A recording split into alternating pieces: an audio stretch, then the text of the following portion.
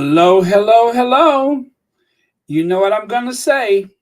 That never gets old. Let's catch the end of that again.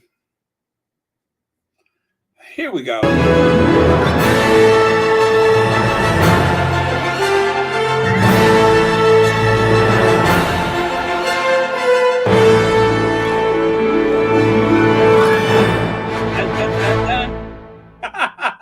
One more time. One more time.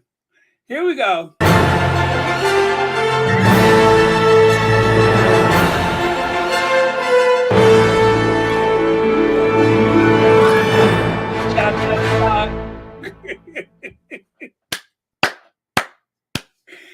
Oh, man. What's that? Connie Palmer. Connie said one more time. Okay, Connie.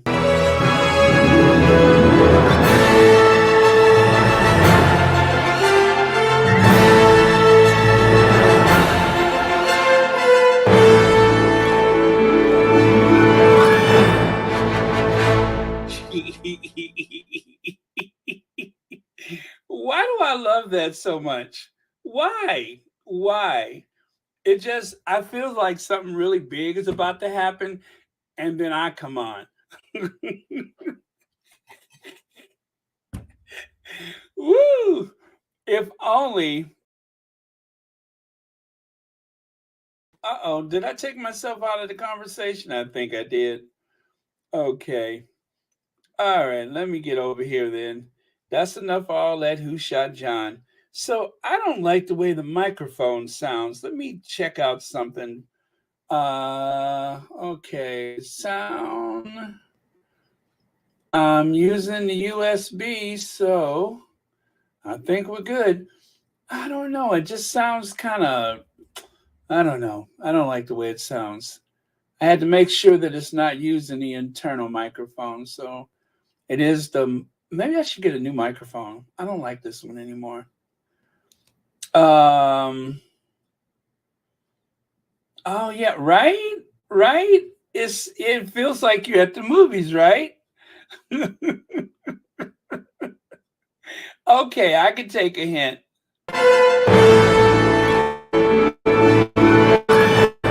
Cha cha cha.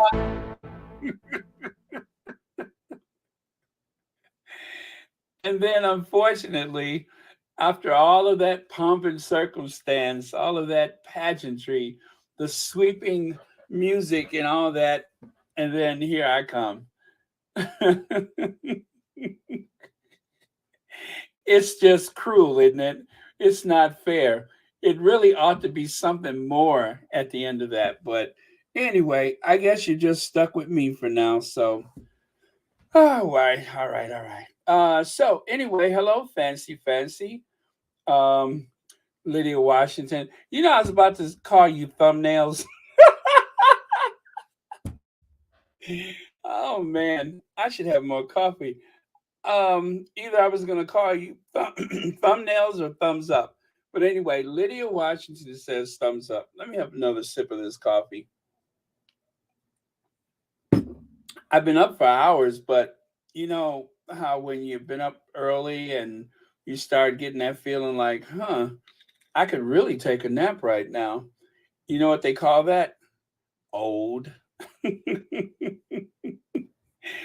The name for that is called old. When after the least bit of activity, you feel like, I think I could take a nap right now. That's what they call old.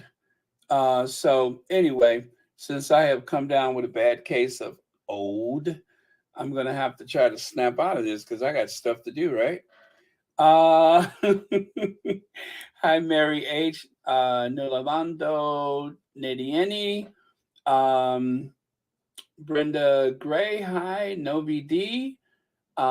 Raquel Mara. All right, Lucy Wynn. And you too. And Elaine Parker. Jan Martin. Rosa Roberts, Jennifer Clark. Let me see. Cha cha cha. I really could listen to that again, but I'm not going to do it. Um, I don't know. It just gets me excited. I feel like something big is about to happen. And yeah, well, you know what? One of these days, something big may happen. We'll see how it goes. Anyway, I'm just gonna skip through. Hello to everybody else. I'm gonna make sure that there are no super chats that I need to address. So far, doesn't look like it. Uh, okay. Oh well, hello to you too. Okay. Well, thank you so much for being here, Cynthia Thorpe. That got my attention. All right, I'm scrolling through. I don't see any super chats. So, okay, let's get on with it then. Big night last night. Now, I'm going to be honest with you guys. I didn't watch it. I just saw like the highlights and everything. I watched the Wakanda Forever. Oh man, it was delicious. I watched Wakanda Forever. And of course, the acting was superb. I'm telling you, the acting was superb.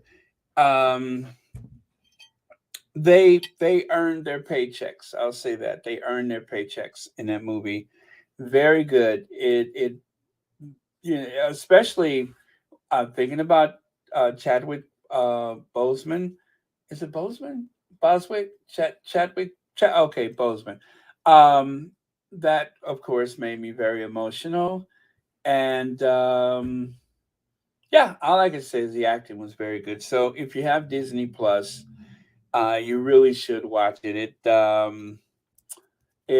I think it rose to the occasion. Of course, it never will have the impact of the first one, but it was very good. And Angela, oh my goodness, why am I going blank on her last name? Angela, oh gosh, help me out. Anyway, she really stole the show. I mean, all the acting was great, but she really stole the show. Elaine Parker, thank you so much for the super sticker. And thank you always for watching Royal Sussex and for being a member of Angela Bassett. Right, Royal Sussex. I don't know why I couldn't think of Bassett. It just hit me. Okay, thank you so much. Anastasia Isabella, Sabrina Dixon, hi.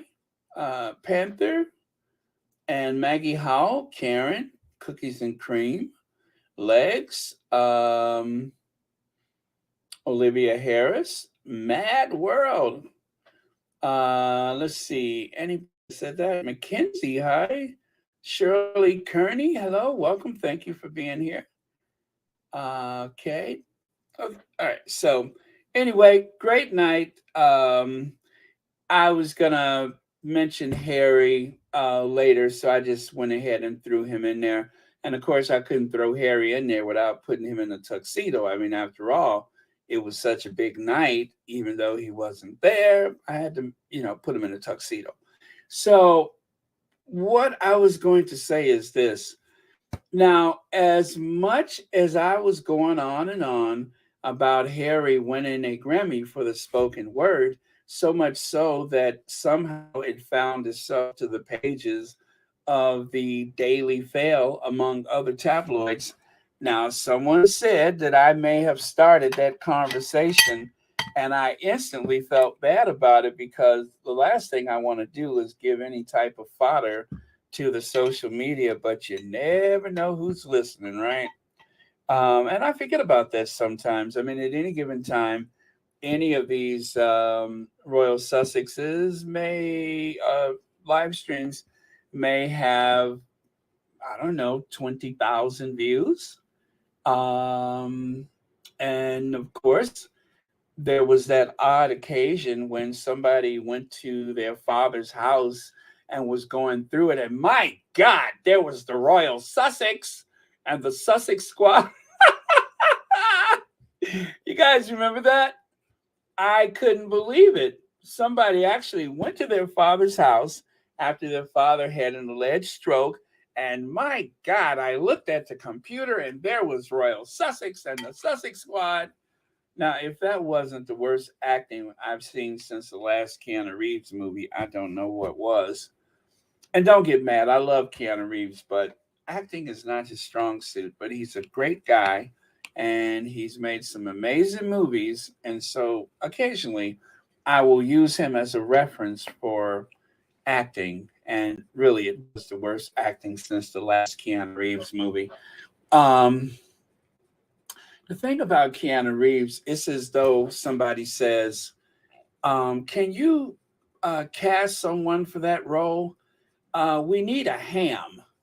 A ham. A ham. How about Keanu Reeves? That's it. Perfect. Okay, so someone just asked for it. Okay, here we go."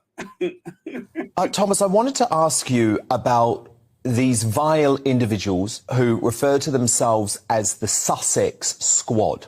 So I come to my dad's house and start going through it, and I look on YouTube, and my God, I see the Sussex Squad and the Royal Sussex page on YouTube and the things they post, and that's where I found that disgusting video making fun of my father just because he's going to the Jubilee. I mean, and if you look on the Royal Sussex page on YouTube, you're going to see exactly whose it is. It's definitely Meghan Markle. And it's not her personally. She's definitely paying somebody to do it.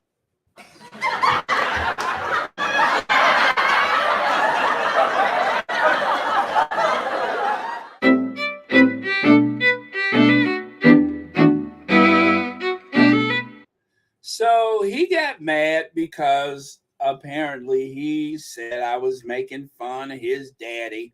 And he went over to his father's house after his father allegedly had a stroke. And my God, there was the Royal Sus. You know, it almost sounds like, and great Scots. There was a. What was that Superman where they would yell, "Great Scots"? Is it Great Scott or Great Scots? Yeah, but that's what it sounds like. And my God, there was the Royal Sussex and the Sussex Squad. And if it's not Meghan, then she's paying someone to do it. I wish she was paying somebody to do it because I'm feeling a bit shortchanged. But okay, uh, if she was paying me, I'm just saying it seems like we're coming up a little short in comparison. You know what I'm saying? But yeah, so great night. But before we go on, you guys I have to say this. Let's send our prayers out to the people of Turkey. Um, oh man, you know, they expect that there may be 10,000 or more people that lost their lives. And then, if that's not bad enough, they were hit with a second earthquake, or as they say, the aftershock, which was almost as strong as the first one. And if you look at the clothing that they're wearing, I just want you guys to know that it's cold in Turkey right now. We sometimes forget that Turkey gets very cold in the wintertime, but it is freezing there. So, you guys, again, send your prayers out. If you send any donations, make sure you go to someplace reputable. The Red Cross is what most people in the Western world uses, and then there's also the Red Crescent. Now, I don't know much about the Red Crescent, but I kind of heard they didn't like the idea of a cross. So they have an equivalent or something close called the Red Crescent. But just make sure you do something reputable. I would stay away from any type of non-traditional fundraising. I don't want to say the name of a particular app or something like that because I don't want to get in trouble. But you know, sometimes people use that app for situations, and for something this big, stick to the more traditional stuff, or one of those charities that has been, shall we say, sanctioned by the Duke and Duchess of Sussex. If you consider one of the charities that they used before, like World Central Kitchen, that they partner with, I would recommend something like that, but stay within the parameters of something traditional so that you'll know that your contribution is reaching the target. Because when something like this happens, people come out of the woodwork with creativity. They have a surge of creativity, and they take advantage of people's emotions.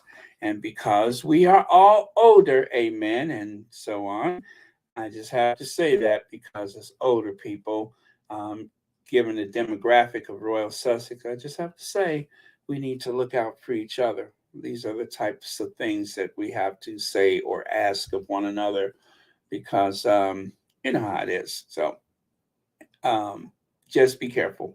Rosa Roberts says, Baron, didn't Prince Harry talk about the Sussex Squad, that group of people that spoke up for Princess Meghan? I think it was the ABC interview about the spare. You know what? I didn't see all of the interview with Michael. Oh gosh, what is his name? Michael. Why do I want to say Forsyth? I know it's not Forsyth. That's the other Michael. Strahan, Michael Strahan. I didn't see all of that interview because of the way they broke it up. And I'm like, okay, Good Morning America. Then I find out that you got to stream it someplace else. And I was just like, okay. And from what I saw, it wasn't that good. So Stephen Colbert, number one. And of course, I am really blowing it with names today. Anderson Cooper, number two.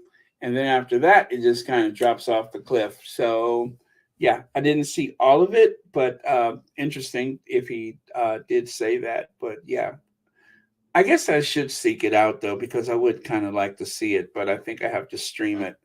But yeah, thank you so much, Rosa Roberts. You just given me some homework.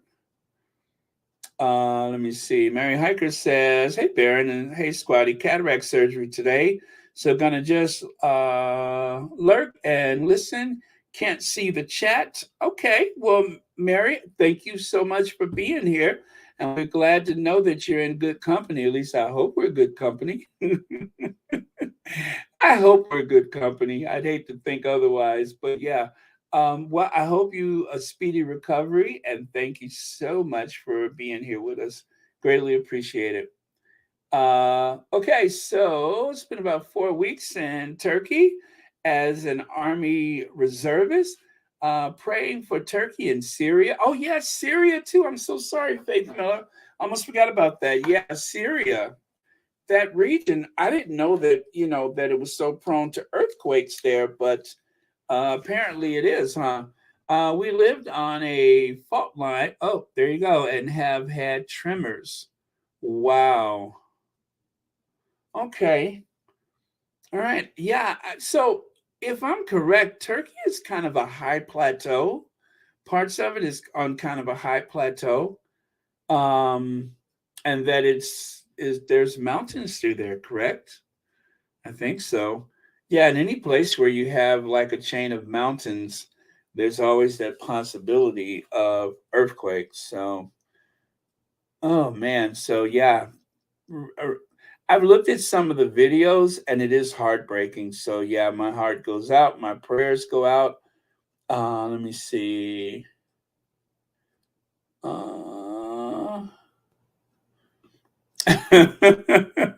Probably because I think Barron Trump is the love child of Putin and oh wow, Ruth Lopez. Okay. Oh, speaking of which, you guys, do you remember the other day, just a couple days ago, I did a live stream and I mentioned that, the algorithm, and if you say this or say that, well, I don't want to get myself in trouble again by saying what I think I said. But do you guys remember that I mentioned a former Secretary of State, a very controversial figure that I can't believe is still alive? Well, I said that about 3 or 4 times. Well, guess what? They wouldn't monetize that video. And finally, after I made an appeal, they have decided that yes, you can monetize it. And so it is now being monetized. But the bad part about that is that when they put a hold on the monetization like that, they'll either do no monetization or limited, right? And when it's limited, it's like the first day is when it really gets the best value, and you just lose all of that revenue because I mentioned a Secretary of State, one of the more controversial figures of my life, who's been around since, oh gosh, whose administration was that anyway? He's been around for a long time. I can't believe that old fart is still alive. I can't. I mean, I'm just like between him and that former vice president, I don't know what keeps them alive, but those old farts are still here. And anyway, I made the mistake of mentioning his name, and all of a sudden, up goes the flags. So that's why I tell you guys, is certain things that they just don't play with, and they just, and I understand because they want to make sure that you're not putting anything radical out there that is going to violate their ad revenue. So I asked for it with my big mouth. Well, 80s forever. We all got to play by somebody's rules in this life. I mean, none of us are really so free and so unencumbered. So we all got to play by some rules. That's why they call it civilized society. And it's I certainly don't. I kind of knew it. You know what I'm saying? I mean, I asked for it, so I'm not going to cry about it. But I just want you guys to know that that is one of the realities of being a content creator, is that stuff like that can happen. So, yep, I couldn't believe it. I said it, and for like 3 days, 2 or 3 days, they had uh, put a what you call it? They put a brick on it. Exactly, Annie Bullard. I mean, I think that was a 3 hour video. I'm like, 3 hours? Y'all better do something. Anyway, but that's enough of that. Let's move on. So, Reverend Al Sharpton is in the UK right now. At least I guess he's still there. And joined civil rights icon Reverend Al Sharpton and OBV, what, I don't know what that is, for a discussion on a unified voter registration campaign. Register now at blah, blah, blah, blah, blah, and be part of the solution to make your voice heard at the ballot box. So he's over in the UK. How about that? Um,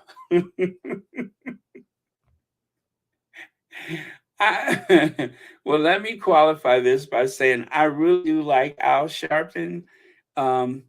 He's okay, but I like Al Sharpton. But Lord have mercy, if he passes a funeral on along the way, somebody is going to get a eulogy, whether or not they ask for it. I mean, he's always eulogizing people. I would.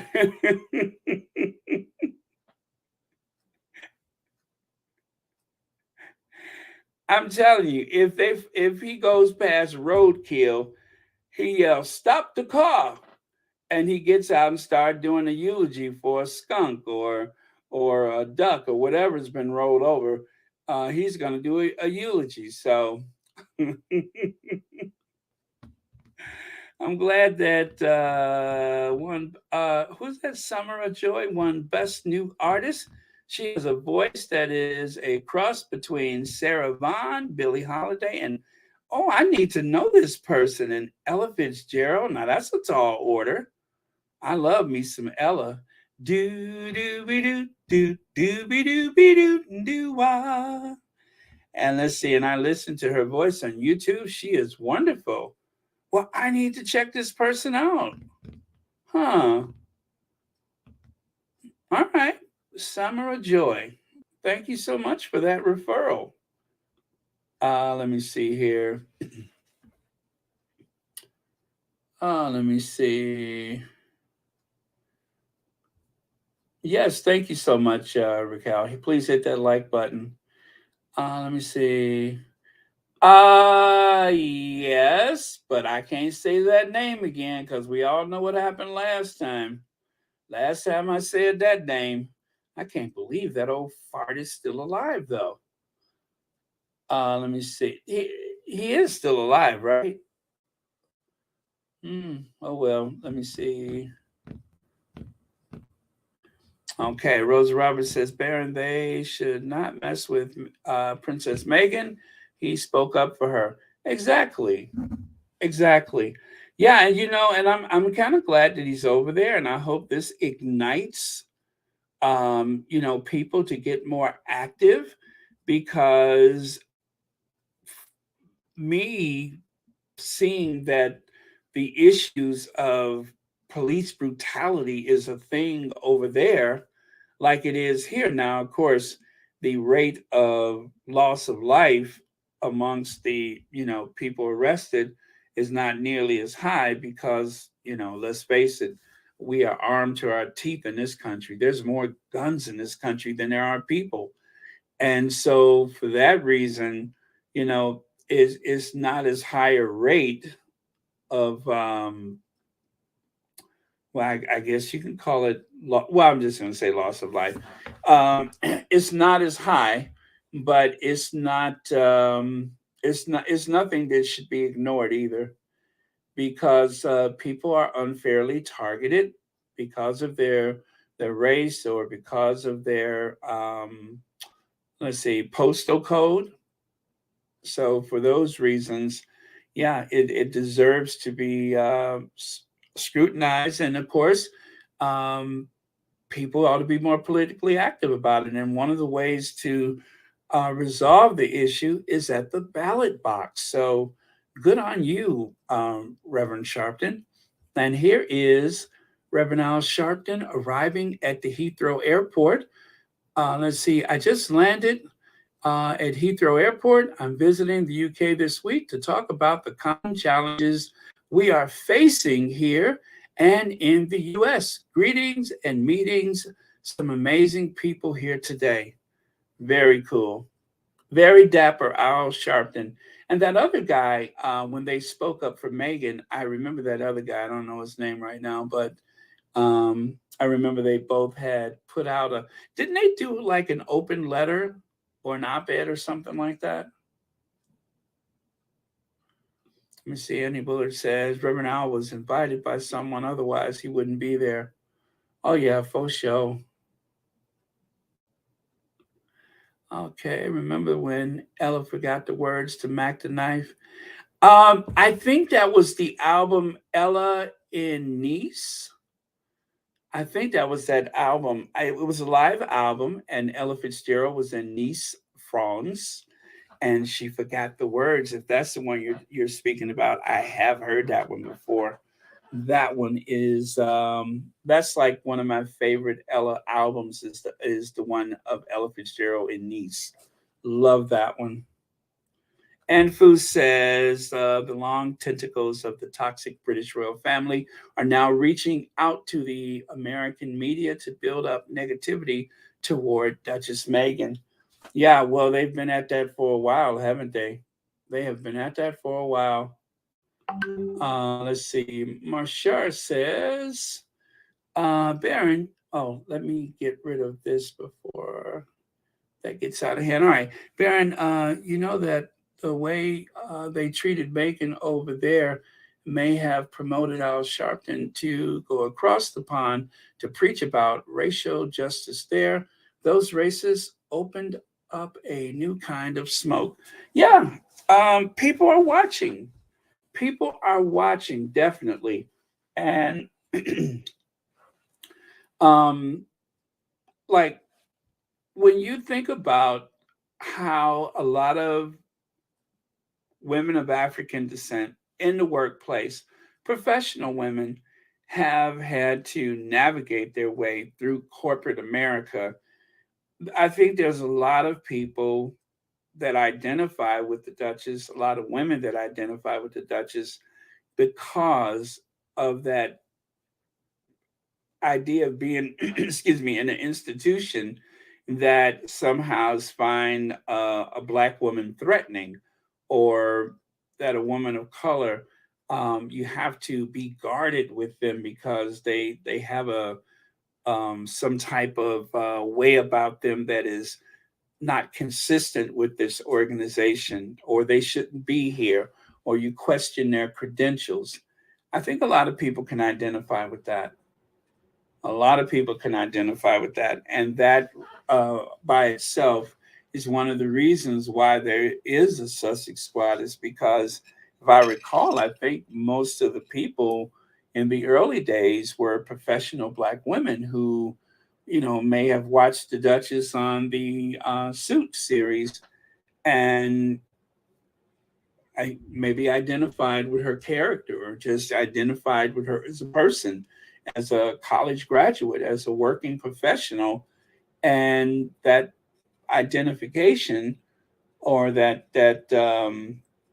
way of comparing their experience in the workplace to the character of Rachel, or perhaps even to the Duchess of Sussex, where she is this overqualified in comparison to the rest of the family woman in this institution, a self-made woman in this institution that prefers that a woman is, how do I say it, mediocre, non-threatening, can't speak up, doesn't have much character. That seems to be the preferred, is that they want a woman who doesn't have a voice, or not, excuse me, or an identity, especially before they get there, because they want to be able to remake you in their own likeness, or just in a way where you don't draw too much attention. So I think those may be some good reasons why there's a lot of women that identify with the Duchess of Sussex.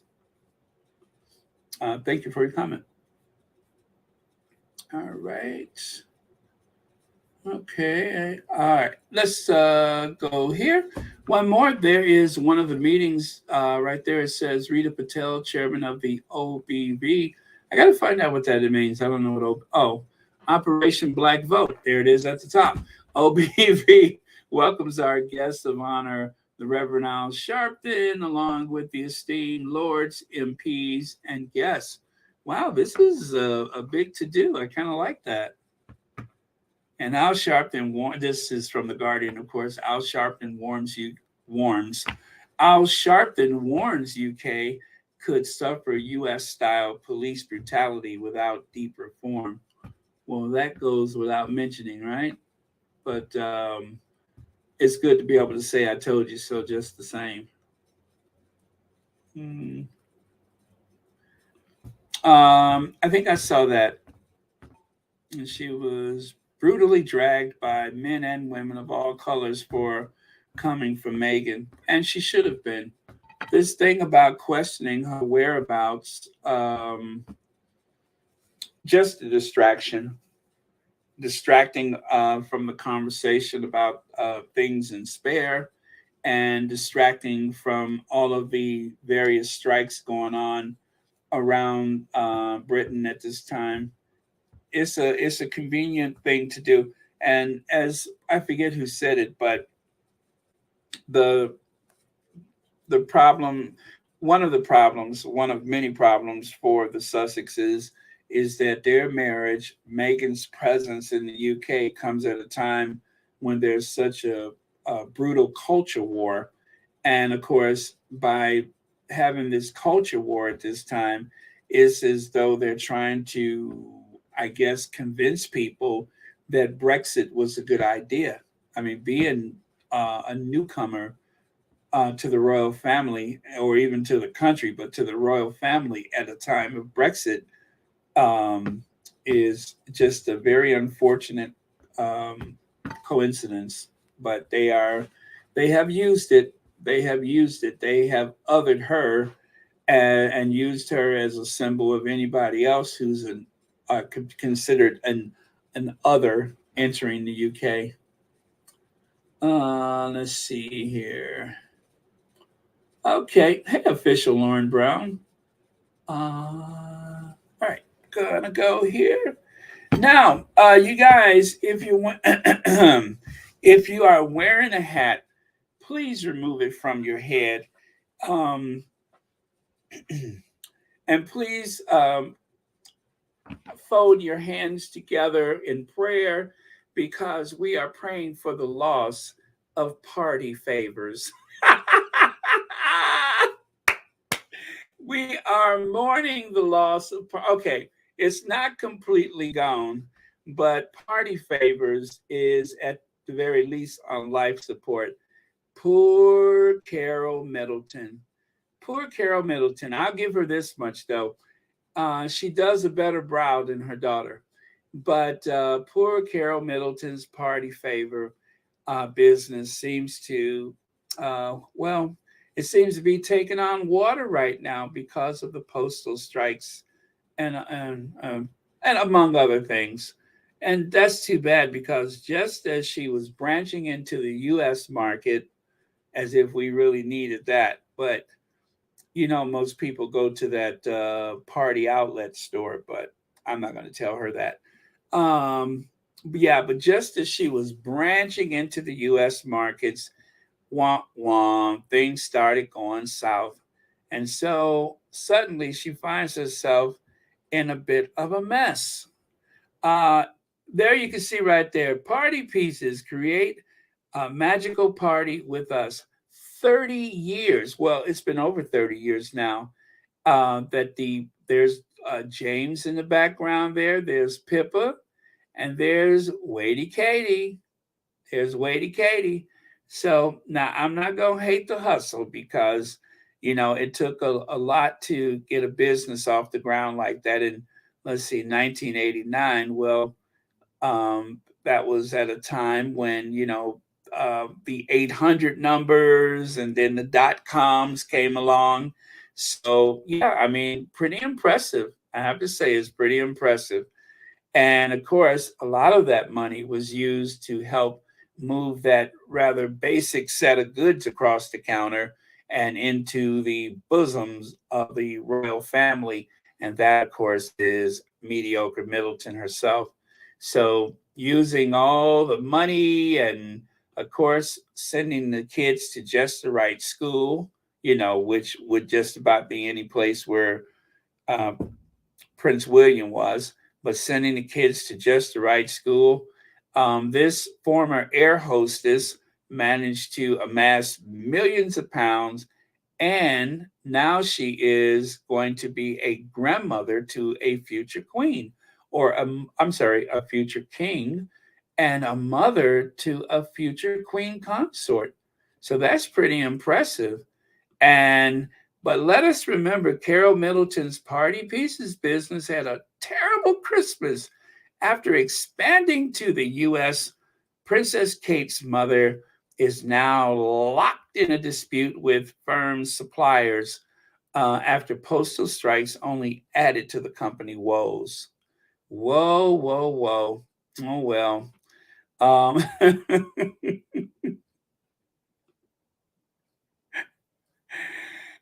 and you know what? I'm not laughing at her. I'm laughing near her. Okay, I'm not laughing at her, but I'm just kind of laughing about her. Yeah, that's it.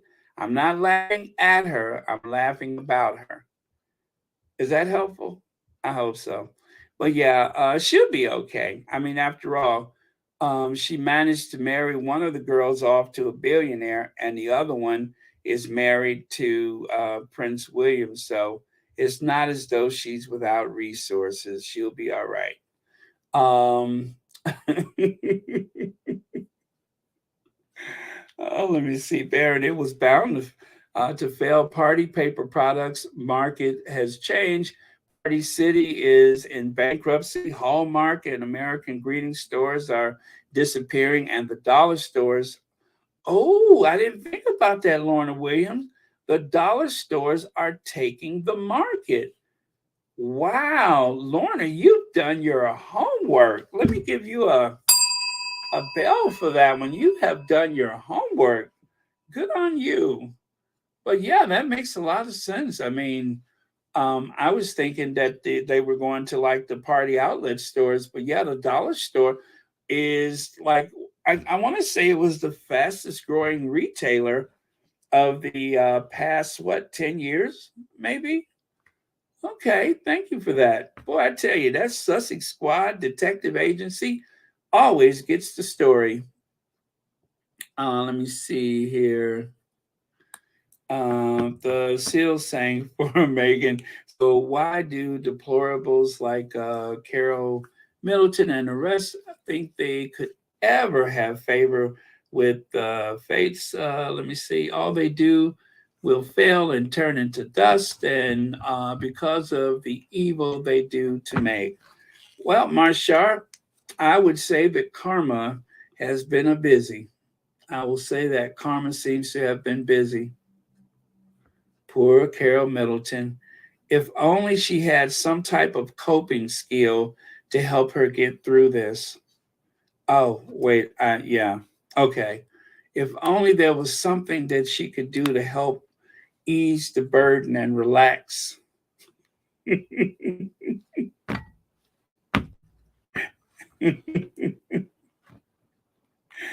Give me a pig foot and a bottle of beer. Blame me, baby, 'cause I don't care. Sometimes I feel like I just want to clown, but give the piano player a drink because he's bringing me down. Yeah. I went all the way to the juke joint to find that one, didn't I?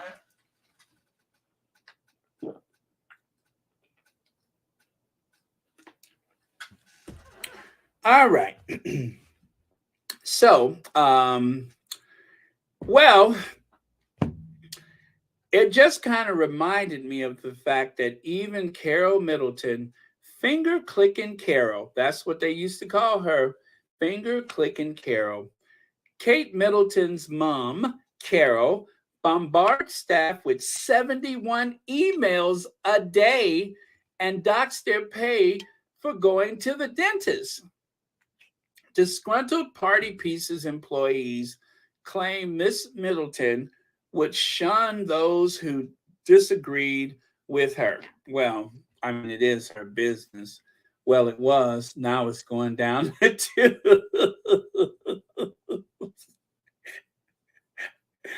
Woo! Now it's going down the tubes. And I just want you guys to know, I know that people have asked me this. They said, Baron, where does Kate get all of those funny facial tics from? And of course, at the time, I wasn't certain, but now I realize where those very odd tics and twitches come from. Those odd facial tics have obviously been passed on through the mitochondrial DNA of the family. So, somewhere locked in that mitochondrial DNA, there are some very odd and bizarre behaviors, including those very, shall we say, bizarre facial tics.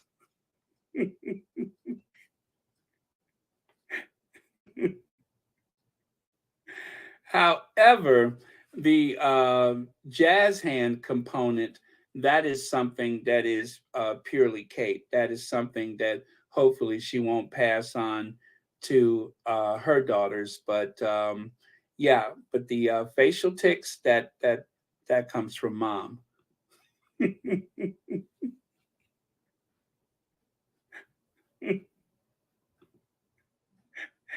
And then, of course, the other thing that's passed down through the mitochondrial DNA is the very drab dressing thing. The oh my God, that's bad. But yeah, the other thing that has been passed down is the the taste in fashion. Matter of fact, sometimes they just wear each other's clothes. But yeah, that's another thing that has been passed on. So, good job, Ma Middleton. Good job. Uh,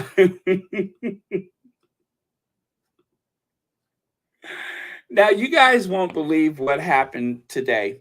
So today I was watching um, Navara Media, and I told you I love those guys. Navara Media, they are well. Anyway, I am going to let me see if I can find that. I'll let you hear it. But yeah, I was listening and I was shocked. I'm like, wait a minute, they just mentioned Royal Sussex, I think. Let me see if I can find it for you guys. Uh, wait for it. Wait for it. Okay, I hope it's here. Yes, somewhere buried here somewhere. Let me see. Okay, I'll let you guys hear it. Let's go to a couple of comments. We are obviously going to come back to this story when we look at Liz Truss's return. Ishtak with a super chat. Blessings to the good ship Navara on its maiden voyage. Hopefully more Queen Mary 2 rather than Bounty. There might be some viewers who have better naval knowledge than I do. I'm assuming the Bounty sank and the Queen Mary 2 didn't. In which case, yes, I would like to be more like the Queen Mary. Royal Sussex with $5. I don't know if that's Meghan or Harry. They say, great work. Now, I would normally say, thank you for that generous super chat, but if you are one of the Sussexes, I would have added a few zeros onto that. But if you're not, thank you very much. Can you believe that? Can you believe that? I was like, oh my God. They think why does everybody think I'm Meghan and Harry?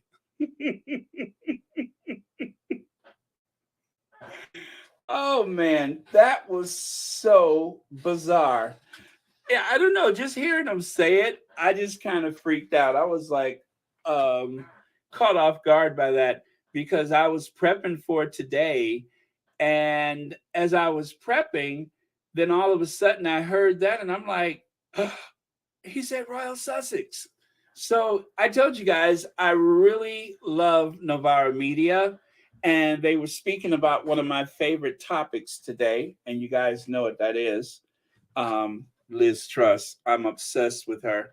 But yeah, so and I made a donation and then that happened. So let's do that one more time just in case you missed it.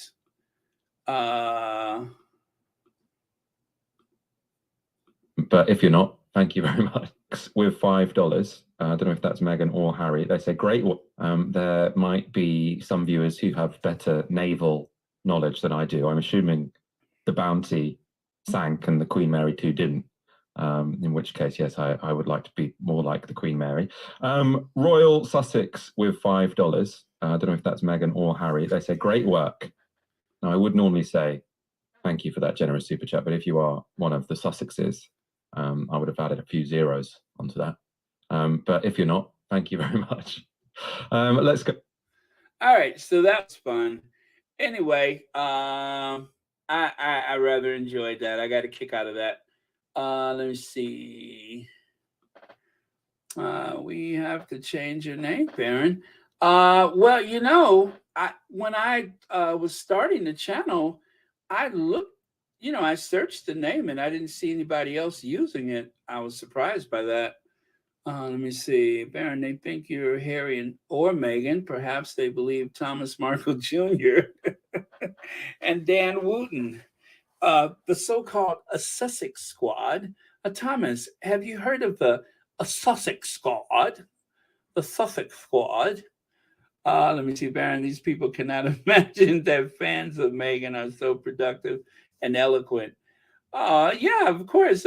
They think that we're all just these angry people that are somehow being subsidized by the Sussexes in some kind of way, rather than very thoughtful, kind-hearted people who saw a wrong and tried to right it. That's the way I like to look at it. We saw a wrong and we're trying to right it.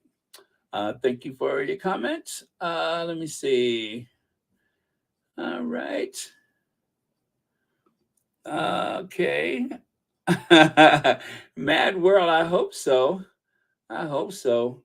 We're trying to get the message out about the way the Sussexes have been treated. It is a universal message. It is a David and Goliath type of story. Let me see here. Hence, they assume it's all a direct PR move. He could have been a bit more gracious, right? Oh, man. Either way, I'll take it. I got a kick out of it. Let me see here. All right. Okay. And all right. So this they were talking about Liz Truss, and someone on the Twitter posted this, the Liz Truss collection. So I guess this is Liz Truss's greatest hits because she has been on television the last few days singing like Aretha Franklin and staging her big political comeback.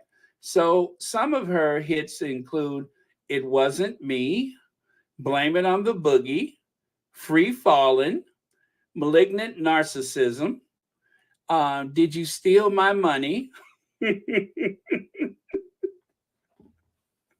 Failure by Design, Home Loan Blues, Me, Myself, and I, Loser, You're Gonna Stop Me. No, wait, Who Gonna Stop Me? I'm sorry. And How Sweet to Be an Idiot. Are these real songs? Poor, poor, pitiful me.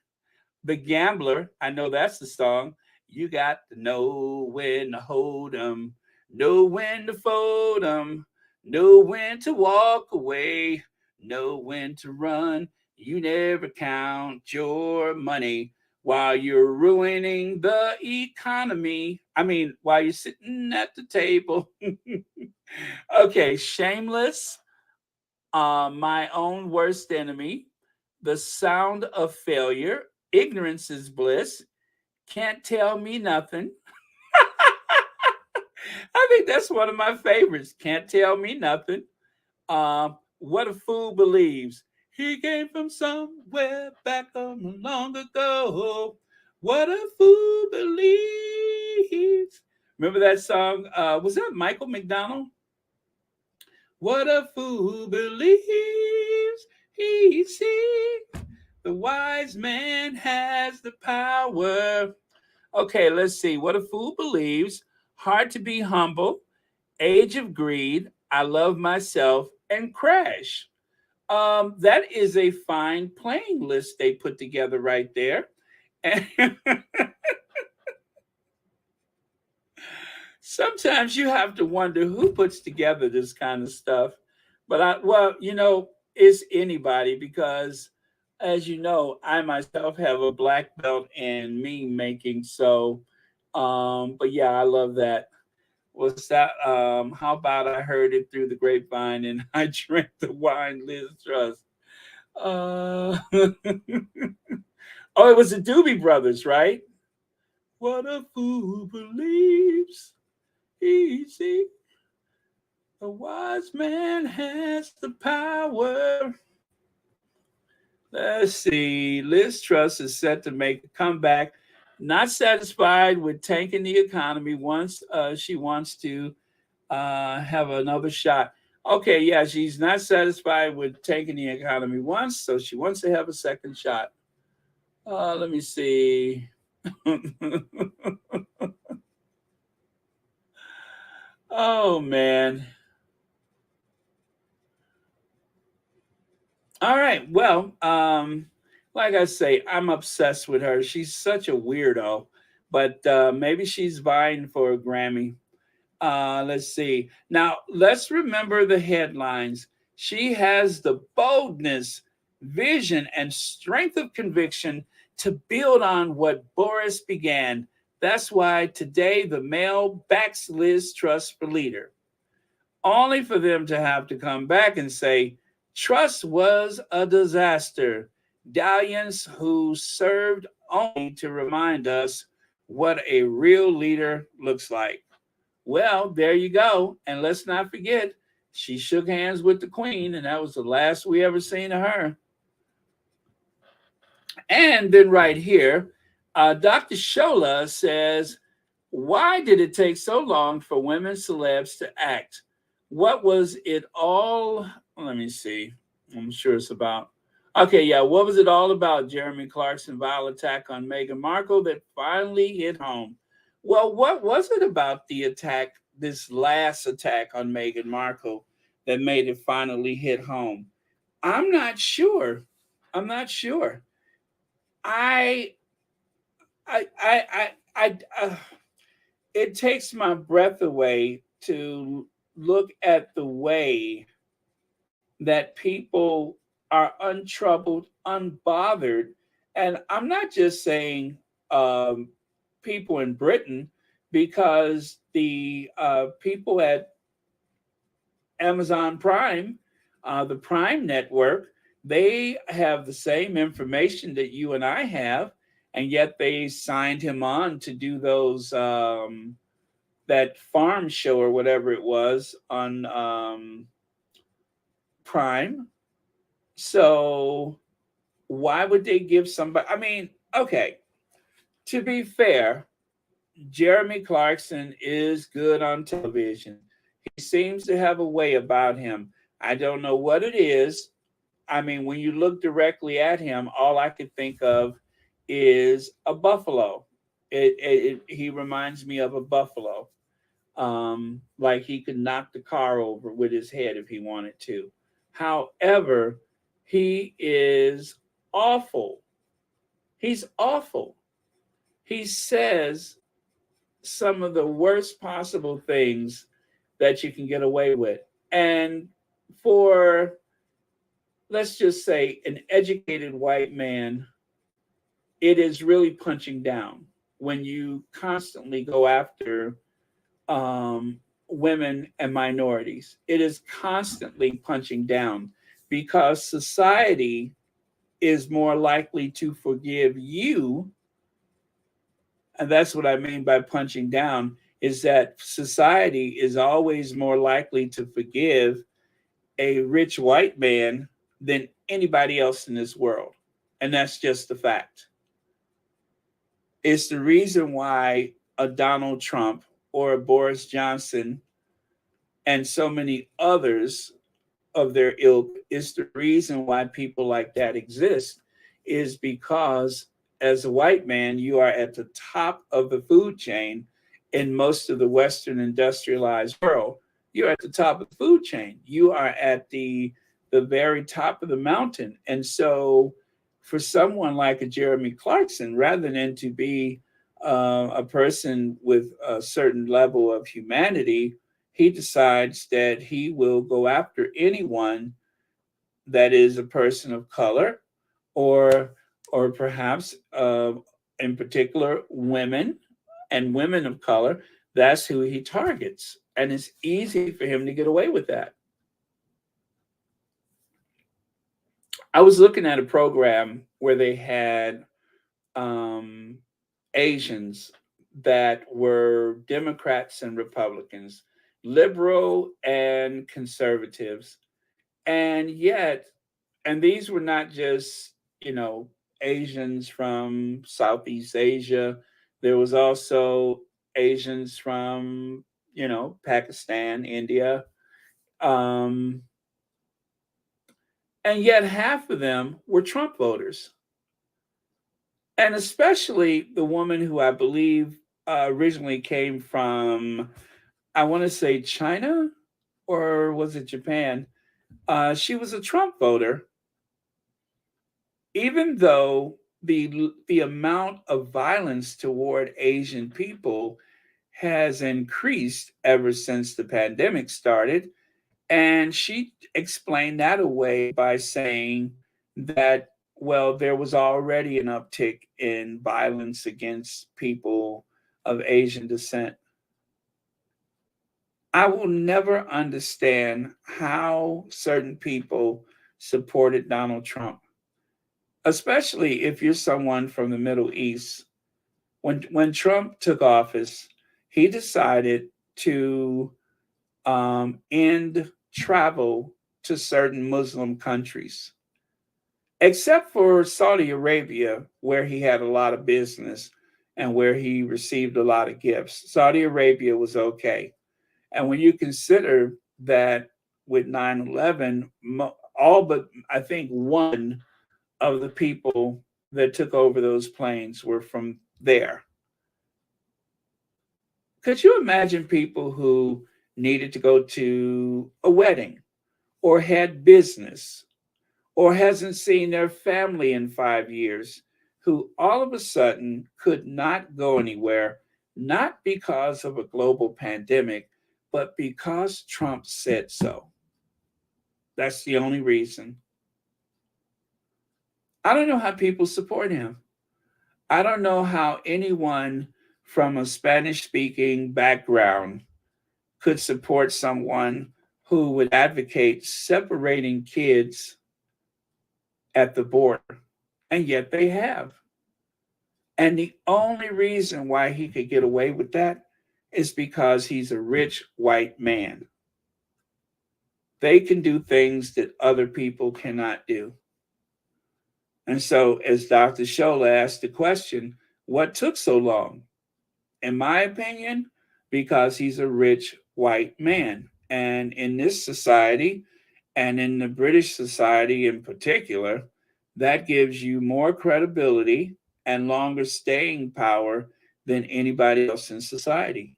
And it's been that way for a long time. That's how it happens. That's what took so long. Let me see. Most of the minority community in the U.S. didn't support Trump, but I know that anti-Black sentiment is present in varying degrees, even in U.S. minority communities and their origin countries. Yeah, well, see, this is the thing. When you do the math,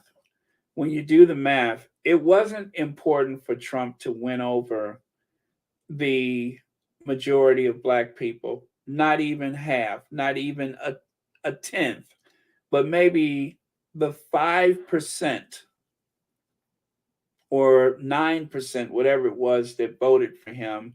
That was all he needed. It wasn't important for him to win over all of the Spanish speaking Latino community. He only needed a small portion, only a small portion, and that was enough to carry the vote.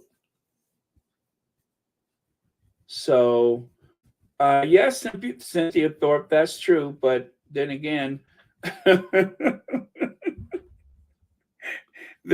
sadly enough, I know a lot of Black people and their mentality.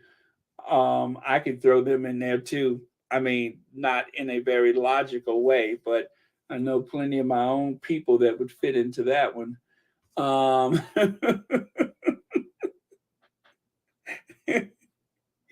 So let me tell you something that Toni Morrison said on the 60 Minutes interview. If you've never seen Toni Morrison on 60 Minutes, I would recommend it. It was some years ago, and it was about trust. And Toni Morrison is a person who took a red pencil or red pen to the New York Times to correct the grammar. That lets you know that sister was deep. And she said that she just didn't trust white people. She has white friends. She has white people she loved, but as a community, she didn't trust them.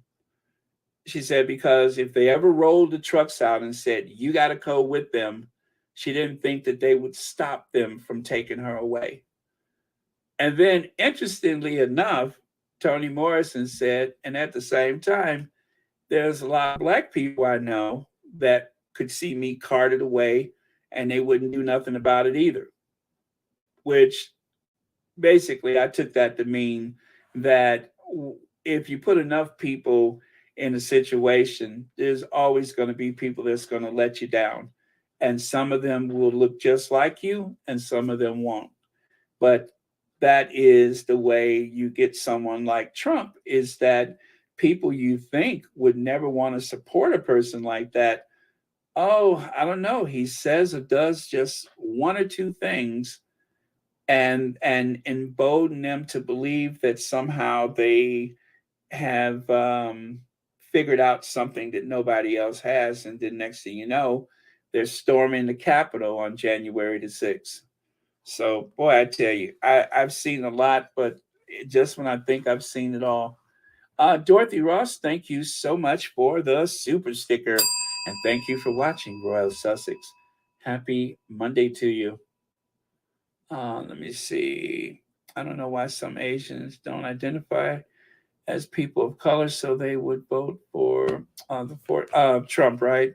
Like I said, all you need to do is just shave off a few numbers, and there's always going to be someone that will see the advantage or feel emboldened by someone like that. But that's what makes us human, is that we all have our own mind. So I mean, I wouldn't have it any other way, but some of the ways that people vote against their own interests is fascinating to me. People from the red states that offer the least amount of money to the national treasury are the ones who uh, live the shortest lives, are more likely to receive benefits from the federal government, and yet they vote against the blue states, which actually subsidizes the poorer states like Kentucky. Kentucky gets more out of the federal government than they put into it, but yet they always vote for the Republican. Go figure. Uh, but anyway, that was my soapbox moment. Let's see. Barron, my husband, works at the post office and said there are a lot of his coworkers who did not vote in the election. I'm not surprised, Veronica. And even though the usual reaction is, why wouldn't you vote? And if you don't vote, you don't have a right to complain. But given the way the election season literally wears us down, where we have to be afraid and reactive, I can understand why some people just don't bother. Um, yeah, I understand it. I understand it. I don't like it, but I do understand it. it. And I do believe some people are literally protecting their own mental health when they decide to abstain from voting. They are protecting their mental health. To be targeted and bombarded by fear every 4 years, every 2 years, who wants that? And so all people want is just to have it over. And I had a friend, and we get into this discussion all the time. So one of the clever lines that the Republicans have is, the Democrats come and get your vote. Or, matter of fact, they love to say this to Black people: the Democrats get your vote and then they disappear. Don't everybody disappear? And then, too, after you have worn me down, after you have made me nauseated with fear over what's going to happen if this person is not elected or that person is not elected, do you think I want you to come back and knock on my door in 2 weeks and say, so is there anything you could? No, stay away from me. Stay away from me. Nobody's coming back. They take your vote and they all disappear. Who's coming back and for what? And I know that may sound a bit ignorant, but I'm serious. Who's coming back and for what?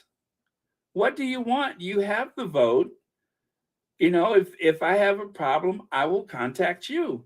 But the election season, especially for president, is so long and so exhausting. If it's one thing that I would change, in a heartbeat, I could.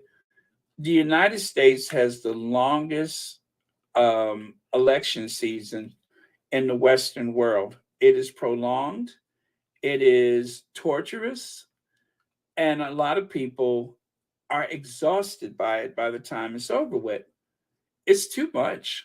And it makes a lot of money for the networks. But if there was one thing that I would love to change is to end these incredibly long election seasons.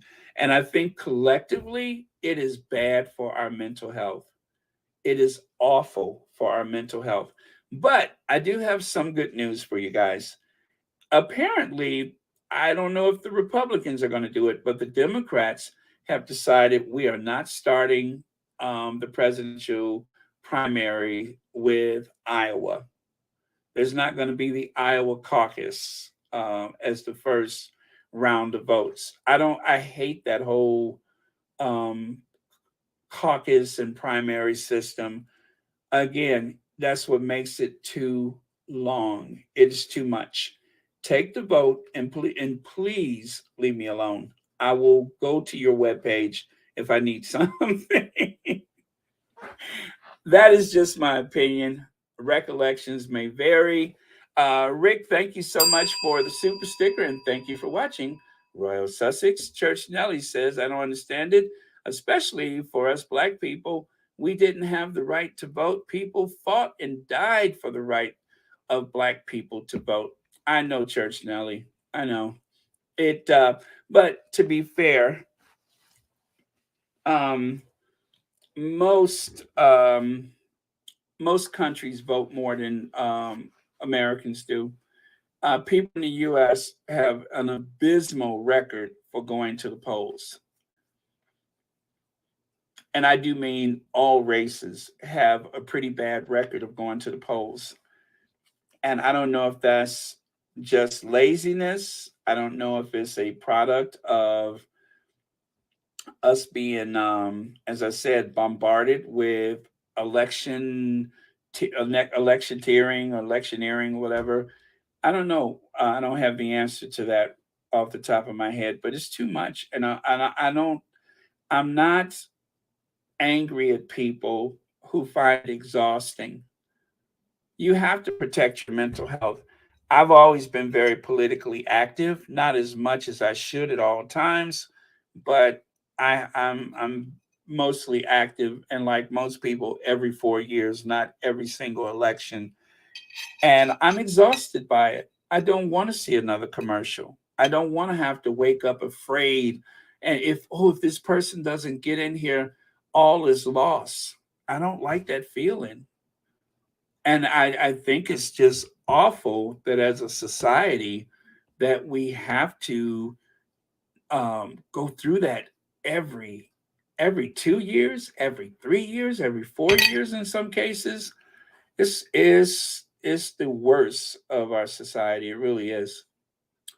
Let me see. Olivia Harris says 135. That's my like number. Come on.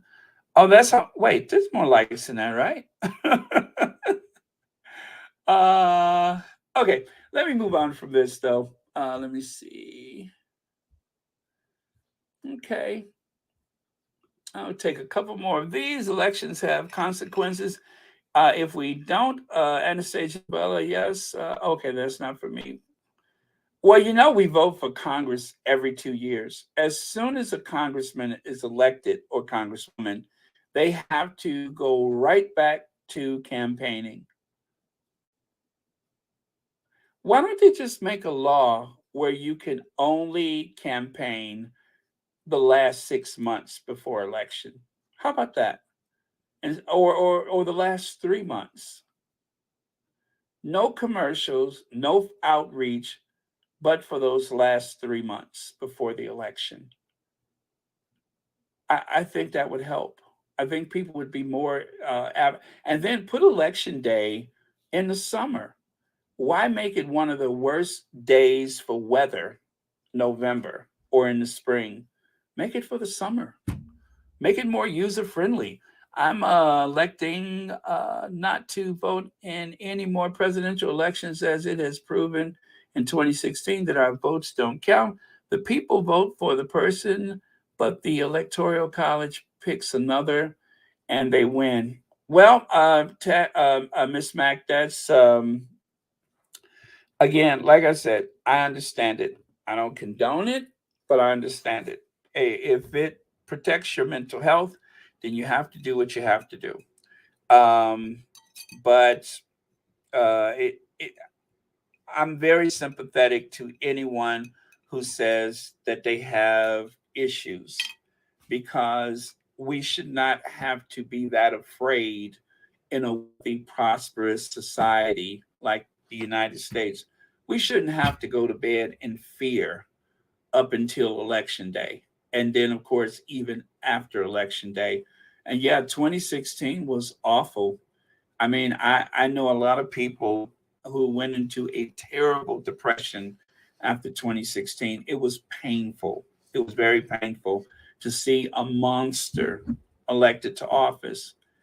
And when I tell you guys, when I speak so fondly of Joe Biden, it's because of 2016. It's because of that monster. I am so grateful and so relieved to have that evil removed from my daily intake. You have no idea. I'm grateful. I am grateful to Joe Biden. Thank God. Um, everybody has their own amount of taint. You cannot really find a politician that is so honest. It's just not the way it works. But anybody who could take that evil out of office is a friend of mine. And that's just how I feel about it. Thank God. I mean, when they stormed the Capitol, I was watching, and all of a sudden, I said, "I wonder what happened to the cameras." And then when I found out what was going on, that was like one of the worst days that I could ever remember. I think I cried for about 2 days, 2 or 3 days. I was in tears. The shock and horror of that situation. Yeah, yeah.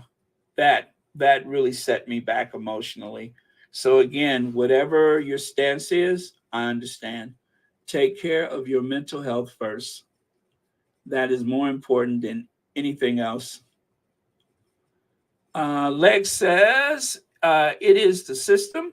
They don't want people to vote. Other countries have the day off when they vote. Democrats pushed for this, but Republicans don't.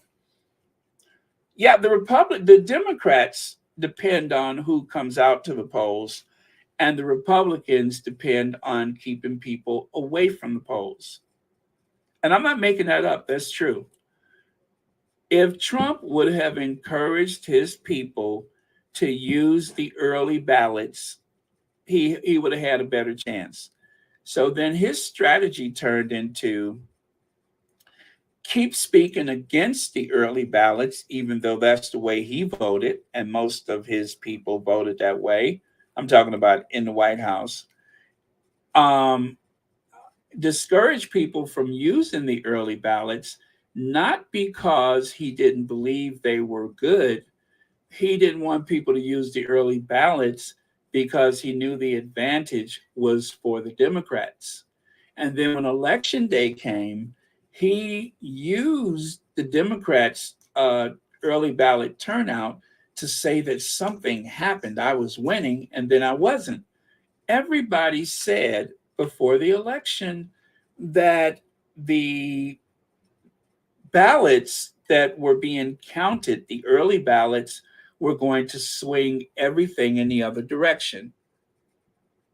And so, yeah, there was a red tsunami at the beginning because those are people who hadn't voted early. But then later in the day, as they started counting those ballots, he knew he was going to lose, and he did. God bless Joe Biden. Thank you, Legs, and thank you for the super chat. Oh, God, you. Alberta Sanchez says, Amen, Church Nelly. I understand. Mr. Barron, you have to protect your mental health. It is very tiring, but people who fought and died for us to vote and go where we wanted was tired too, but didn't give up. That's true, Berta. That is very true. And I think both things can be true at the same time. There's a lot of things that are inconvenience to me, but I challenge myself because I don't think God puts us here so that everything will be easy. So when I have to face a challenge, I will. And I hope other people will do the same. But everybody's circumstances are different. I encourage people to vote. That's all I can say is I encourage people to vote. I voted my first, matter of fact, I campaigned for Mondale Ferraro. I campaigned for Mondale Ferraro. I was at the what do you call it? Not the convention or anything like that or election night, but I did spend election night with the other volunteers and the staff at the office where I volunteered. So that is my commitment. I say do it, but yeah, everybody has to do what's best for them. But if you don't vote, you really don't have a right to complain. That is the bedrock. If you don't vote, you really don't reserve the right to complain. Let me see if Bear doesn't need to come back, but do something for Black people like the other races. This is the problem. They doesn't do anything for Black people. Mary H. Listen, when I say that, I'm not saying literally disappear. I'm not saying don't do anything, but the Republicans use that to trigger Black people. Okay, so I'm not saying, oh, I don't want them to do anything. Don't take it literally. I'm saying either party gets their votes and they walk away from you. It is kind of like, I thought they wanted their privacy. It triggers people emotionally and it makes them feel something that is unrealistic. Every person in Congress has around 470,000 constituents, I believe is the number. Some have more, some have less, but there's 435 members of Congress and 100 members of the Senate. And you divide your time between your district and Washington, right? And so in doing so, you only have so much time that you can be available for anybody. But you do have an office, people can get in touch with you. But to say they get your vote and go away, it's just untrue. It's not true. They have an office where you can reach out to them, but they're not going to come and knock on your door. And they lead people to believe that they are going to come and seek you out. And if they don't, they have let you down. It just doesn't work like that. So I don't like it because it's a talking point, like I thought they wanted their privacy. So don't take it literally. I mean, I'm being very sarcastic when I say that, and maybe I shouldn't. But what I mean by that is they use it against the Democrats in order to trigger their constituents. It's an unrealistic pursuit to expect that once you vote for that person, that they're going to keep outreaching to you the way they did before the election. Number one, they couldn't afford to do that if they wanted to. Most of them don't have the resources to keep, and I don't want, you know how many phone calls I get a day because I registered with the Democrat Party? And by election time, I get about 10 calls a day. And I just said yesterday, yes, I'm going to vote for him. I don't want them to keep bothering me like that. That's what I'm talking about. So I hope that explains what I meant by that because, again, don't take it literally. I'm just saying it's unrealistic to believe that either party is going to keep knocking on your door because they're not. They get your vote and they all go away. And by election day, I don't want to see them until I need something. but I don't want them to keep calling me like they do right now. That's unrealistic. Okay, so with that, I say let's, one more. Cookies and Cream says, if people of color don't start voting like they should, they'll be sitting on the back of the bus. They're taking away our voting rights that people fought and died for. There's no excuse for complacency. Yeah, very true, Cookies and Cream. There really is no excuse for it. But again, it is deliberate in that they wear people down. That's what it is. I think it's very deliberate. Like in 2016, they targeted people through their social media. And the people they targeted that helped Trump win those 5 states were people who weren't encouraged to go and vote for Trump, but they told them lies to discourage them for voting for the Democrat. And this is documented, that they knew the people's names, addresses, they knew their salary, their race, their occupations.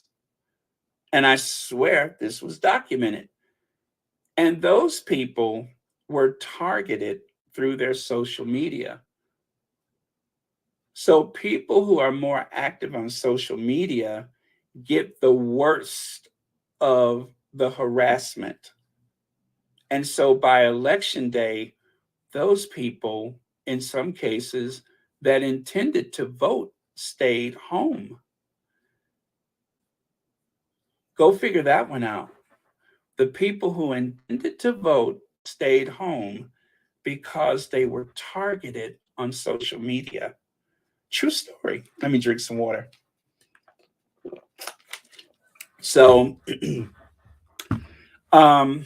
that really did happen, and not everybody is targeted in the same way. Not everybody is targeted in the same way. So by election day, a person who's on social media, a person who watches television, or okay, if you live in certain cities, you are photographed and recorded X amount of times when you leave the house, okay?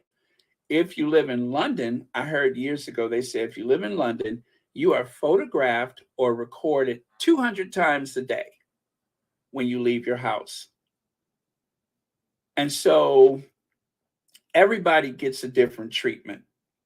And if the targeting on the social media is unregulated, you couldn't have a clue what type of negative campaigning has been done against that person. I hope that they'll put a stop to that, but that is something that I'm sure we're going to hear more about, because the algorithm, as I'm always telling you guys about the algorithm, the way you're targeted with advertisements, the videos that are recommended to you, they will affect your mental health. You have to tune those things out. Anything that is doing you harm, if watching a certain television show and watching people argue about things with no resolution is upsetting you, you better turn it off, because it's bad for your mental health. Okay, so with that, we have gotten really deep. Voter suppression, but Anastasia, the social media, the electronic pursuit, that is something that nobody talks about. And they target people, and it is not regulated. And so people see images and hear quotes and what are supposed to be facts about people that are patently unfair and most likely untrue. And there's never any discussion about that.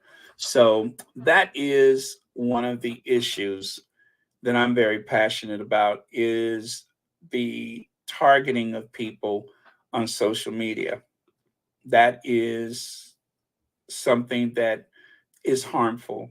And some people are not here anymore because they have been targeted on social media. And I'm not talking about election stuff. I'm just talking about, the way people have people come after them with bullying and stuff like that. So something to be aware of. Let me see. What's that? I appreciate this channel for that reason. Can't say how many channels I have to say. Do not recommend because of the overwhelming negativity. Takes, yeah. Very wise, very wise. I can't tell you guys what's right or wrong for you. All I can say is beware. But if it doesn't feel good to you, it may not be good for you. Let me see. Just do something. That's all I'm saying. Say something about the brutality we face every day is fearful. It's true. It's true. I know that there's a video going around right now. Have you guys seen the one where the guy is a double amputee? I haven't seen the end of that video. When I see it, I try to turn it off as soon as possible. I have seen so many of these videos that involved, these police brutality videos, and I try to turn them off as soon as I can. I can't watch it. I cannot watch it. Part of me says, oh, you need to witness this because this is important. But I can't. I can't. It takes a long time. If I ever do watch it, it takes a long time. I just can't watch that again. And it's something I need to be aware of as a person of color. But I I got to sleep at night. I really do have to sleep at night. And that does not help me. So I have to consider those things. I do. I have to consider those things. All right. Yes, we have gone a little bit off track, haven't we? So we better put the train back on track. EGOT. EGOT. We got us another EGOT. Emmy, Grammy, Oscar, Tony. There you go. And that's what makes up an EGOT. So the spoken word, as I said, I'm so glad that Harry did not have to compete because Viola Davis won, and that would have been a tough one. I'm not saying that Harry may not have won, but if Harry was in competition and he won, then we wouldn't have another EGOT today. So fortunately, I think Harry will be evaluated by his work on the audio version of Spare next year, next year, because he missed the cutoff for, I guess, I don't know when the cutoff was for 2022, but he missed that cutoff because his book came out on the 10th. I would have said that it would have been, I don't know. I think that so many people love Viola Davis that she probably would have won, especially in the music industry. So she probably would have won. But I'm glad for her. And I love the outfit. I think the outfit is pretty cool. So congratulations, Viola Davis. The newest EGOT. Now, here are two other women that have won the EGOT. And that, of course, is Whoopi Goldberg. And a lot of people forget about Jennifer Hudson, but Jennifer Hudson, she has a Tony and she won an Emmy, right? Grammy, and she won an Oscar. So yeah, she won the Oscar for Dreamgirl, right? And then of course the Grammy, was it for the soundtrack? Now the only one that I don't know of is the Tony. How did she get a Tony? I don't remember that one. I know Whoopi has a Tony from her one-woman show, but as for Jennifer Hudson, I don't remember where that comes from. Oh, yeah, Michelle Obama. Okay, okay. It could be Harry. It could be Michelle.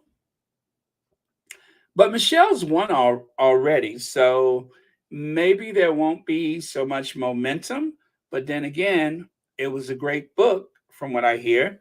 So possibly Michelle may win. Let's see. Harry did it on purpose. He knew Viola was in. Okay. Okay. Yes, congratulations. She just received yes, I saw a picture of her with a Tony, didn't I? Recently. I think I just saw a recent photo of her with a Tony. I have that photo. Let me see. I won't be able to share it because that would be a little bit too much work, but let me see.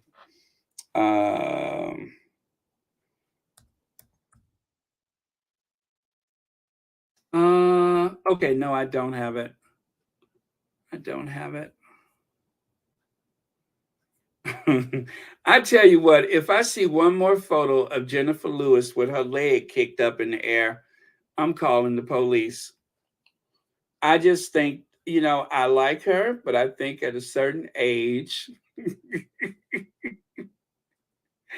I think at a certain age that is more dignified to keep your feet on the floor. Every time you see her, she got that leg going up. Don't you know people gonna start talking about you? Keep that foot on the floor. Okay. From the Washington Post, the actress and singer received her first Tony on Sunday as a co-producer. That's for Jennifer Hudson? Oh, was that oh, she's living her best life? She needed to keep that foot on the floor. She's old enough to be somebody's grandmama. She need to keep her feet down. If I'm looking at the bottom of her shoe, something is not right.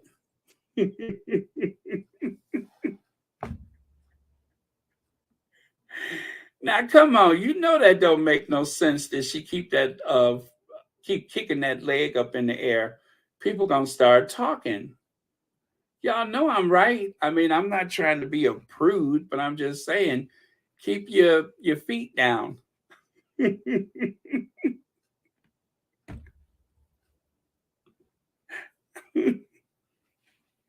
All that kicking. Something ain't right about that. Anyway, it makes me uncomfortable. I'm not a prude, but I'm just saying I find it awfully strange because when I was looking for Jennifer Hudson, I just, you know, when I put Jennifer, then all of a sudden I see Jennifer Lewis with that leg up in the air. So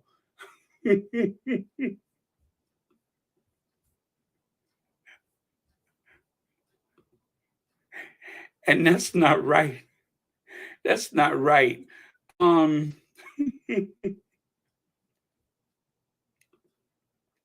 You know what? I have her book, Black Mother of Hollywood, and I haven't finished it yet, but I do have that book, and I think I should finish it. The first audio book I've ever completed was Harry's, so now I feel encouraged to.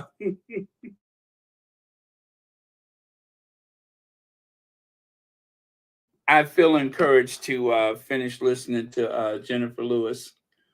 Let me see if Jennifer Lewis at that age can kick that leg that I.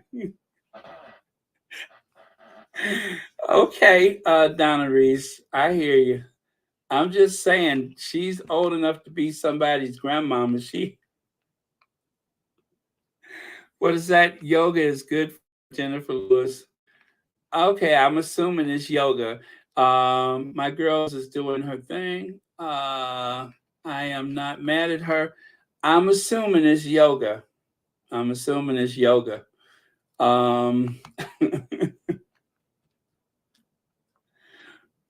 Oh, okay. Yeah, I have that on the Audible, and I didn't realize that I still had it. But when I was looking for Harry's book, we have taken some strange diversions today.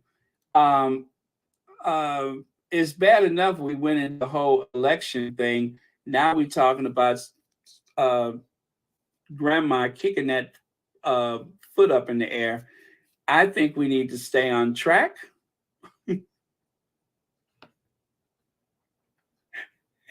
and not get sidetracked by so many different things. But I'm just saying, I find it rather awkward every time I see her.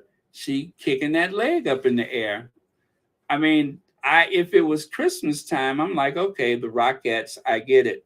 But that seems to be her set point is that leg going up. So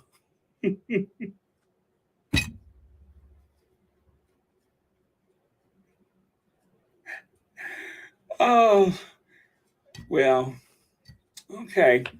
Anyway, I'm gonna move on. Uh Jill Biden made an appearance. She presented who did she give the award to? Was it Bonnie Raitt? Anyway, I was glad to see Jill. Jill Biden received a standing ovation. I'm sorry, Dr. Jill uh, Biden received a standing ovation, which is very sweet. I'm sure um, she was greatly overwhelmed by it.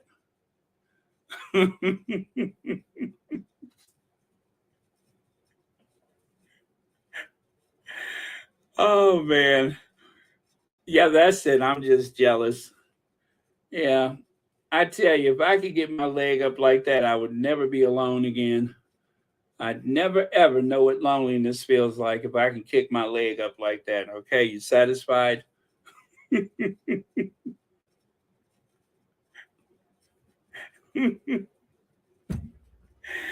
Oh man.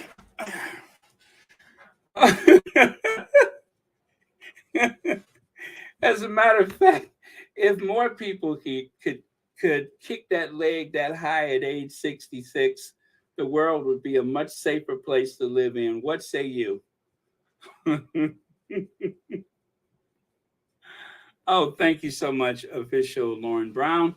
Lauren says, oh, that's for someone else, but anyway, oh, that is for me. Mina Harris and Jennifer Hudson produced a Strange Loop, and that was the Tony Award for Jennifer Hudson. Uh, Took forever to get the exact details. Oh, thank you so much for that. I wasn't sure how that happened, but you know what they say, a win is a win. Let me see. I love Jill Biden. She's an intelligent and classy lady. I love her too, cookies and cream, and I just feel sad for her that they had to put her with that mumbling dimwit when they went to that summit. Here she is, have a doctor's degree in education, and they put her with that stammering mute. That was so unfair.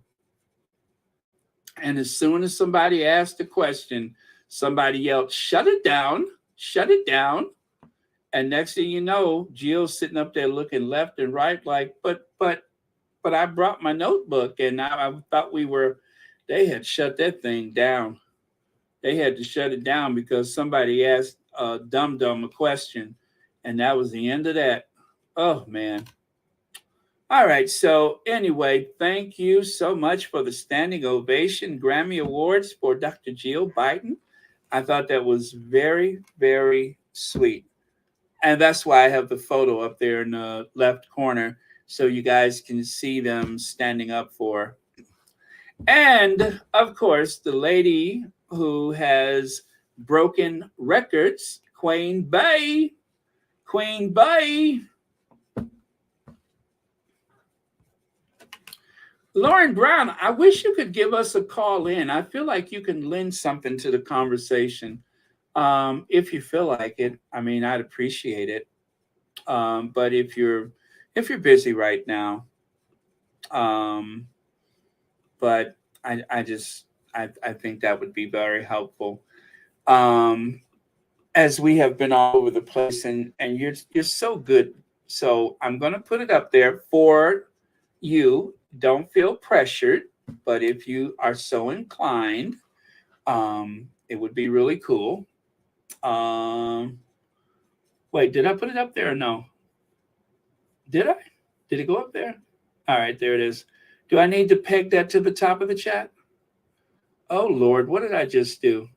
Oh, Lord. Okay, hold on. Hold on. Let me. Oh, God, Camilla. Camilla, what have I done? Oh, God, Camilla. I can't stand this bloody thing. Okay. Okay. Wait a minute. Wait. I'm now picturing Baron doing the leg. Oh, man. I'm glad you can picture it, because if I could do it, I'd tell you. Okay, 5 minutes. All right. That'd be really cool. All right, you guys, we're going to get a special treat. Lauren is going to chime in a bit, and Lauren, whatever you want to pick up on or share with us will be greatly appreciated. Okay, and so let's do this right here. That's the 32 Grammys. So she took the record from Michael Jackson, was it? I think that was it. 32 Grammys. And I have to say, her outfits have been very, very theatrical. Well, Rohini, let me put it to you like this.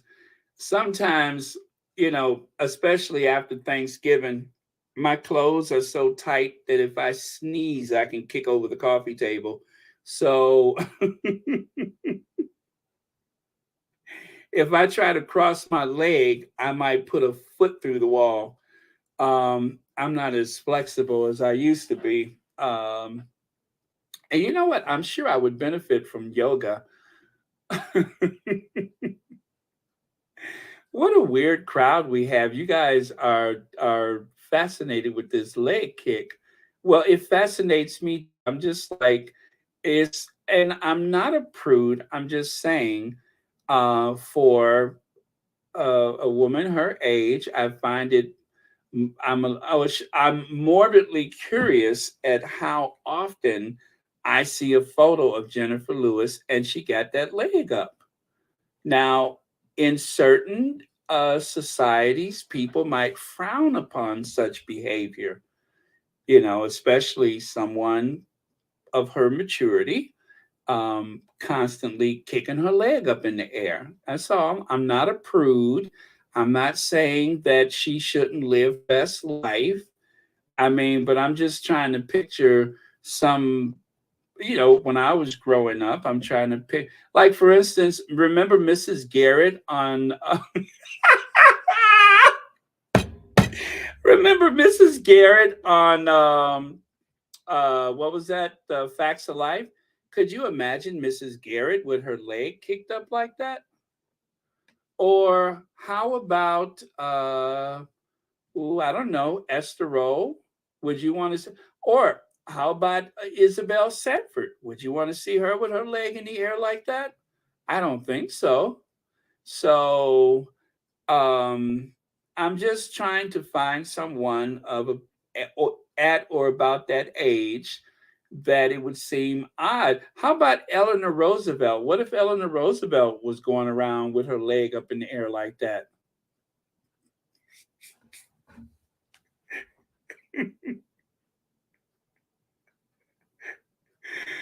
Oh, you know what I'm saying? What if Eleanor Roosevelt spent an unusual amount of time, like you'll see her out somewhere, and as soon as somebody says hi, her leg goes up?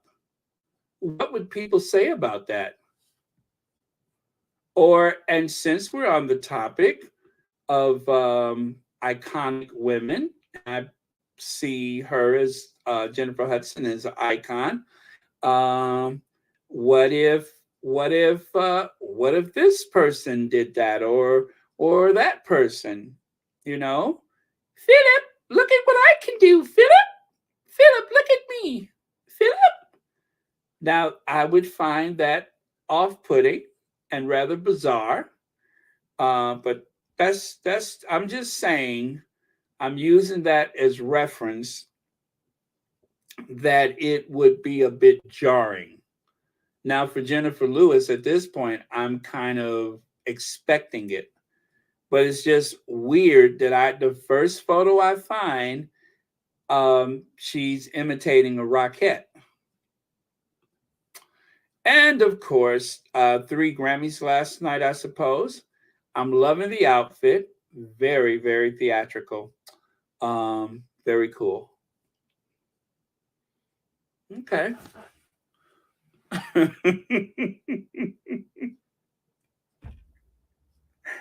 That's how she got the position, right? Something she learned from, what was her name? Edith Keppel. Obviously, something that has been passed down from generation to generation. Oh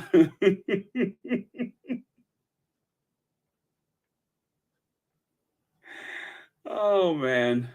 Well, all I can say is this: anybody who can compete in the Triple Crown can probably compete that way too.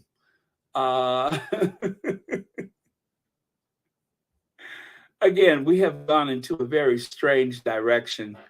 Now, this is something that fascinated me. Beyonce in 2001, Beyonce 2023. Huh? Now, aside from the fact that she's been able to lay her ends down better, I'm going to say, yeah, she looks good. I mean, this is incredible, isn't it? She hasn't changed a bit. I mean, her face is a little fuller. I mean, because she's, larger. She's probably about maybe 10 pounds heavier, maybe 15 pounds heavier than she was back in the day. But she looks good. I mean, wow. That is extraordinary. As they say, it don't crack. It don't crack. Now, Madonna, that's a whole nother story. I can't speak for Madonna, and I like Madonna. I think she's very talented, but I'm not sure exactly what happened. And I don't want to, if anybody has ever thought that they wanted to get filler, just remember it lasts longer, because see, they make you believe that with the filler, that in 6 months or however long, that is all going to go away. Now they're finding out that the filler stays in the tissue much longer than they thought, and the fact that it travels. It travels. So if you've considered getting a filler or getting anything like that, just remember, you guys, it's not all that it's cracked up to be. I don't want to talk about that poor girl's mama, since she just passed away, but Lisa Marie's mama, what's her name? The mama Elvis wife. I don't know that she's had anything done, but if she has, for the lawyers that may be listening, if she's had something done, then that's alarming. Okay. All right. Thank you so much, official Lauren Brown. Lauren, how are you? I'm good. Baron, how are you doing? Good evening. I'm over here digging a hole for myself. I need you to help me out. No, I mean, I feel like you're pretty handy with a shovel and you know what you're doing. I'm sure people found the tangents very, very helpful and useful. So I don't think you need to apologize to me for running your show. Oh, Oh, well, thank you. Hmm. But yeah, I mean, I'm very political, and I think, because it's a topic that invokes such passion from people Yeah, that, you know, I I don't want to get any of it wrong, or I mean, I feel what I feel, so I'm not trying to absolutely. placate to the audience or anything. Is that a real word? I'm not trying to Pander, pander. pander. Placate is a word, but you mean pander. Yeah, yeah. Okay. See, I'm trying to turn it up a bit since you're here. So, Oh no, oh no. Don't turn it up any further. I mean, you'll start doing the okay. high kicks now, All right. Yeah, I don't want to do any verbal high kicks, because the thing is, I might be able to get the leg up, but will I get it back down? That's the Yeah, question. Could you you know. imagine being in the ER with that leg up in the air? It would be an interesting sight for sure. For sure. I Right. think you'd keep people entertained. You know what? As long as you're like getting the attention in the ER, just tell everyone, watch Royal Sussex, it's my channel, Right. as they take you off. Yeah. Yeah. You can make it work for you, right? That'd be quite a sight, like a big ship floating down the ocean with that leg up in the air. Oh my God, that would be a sight.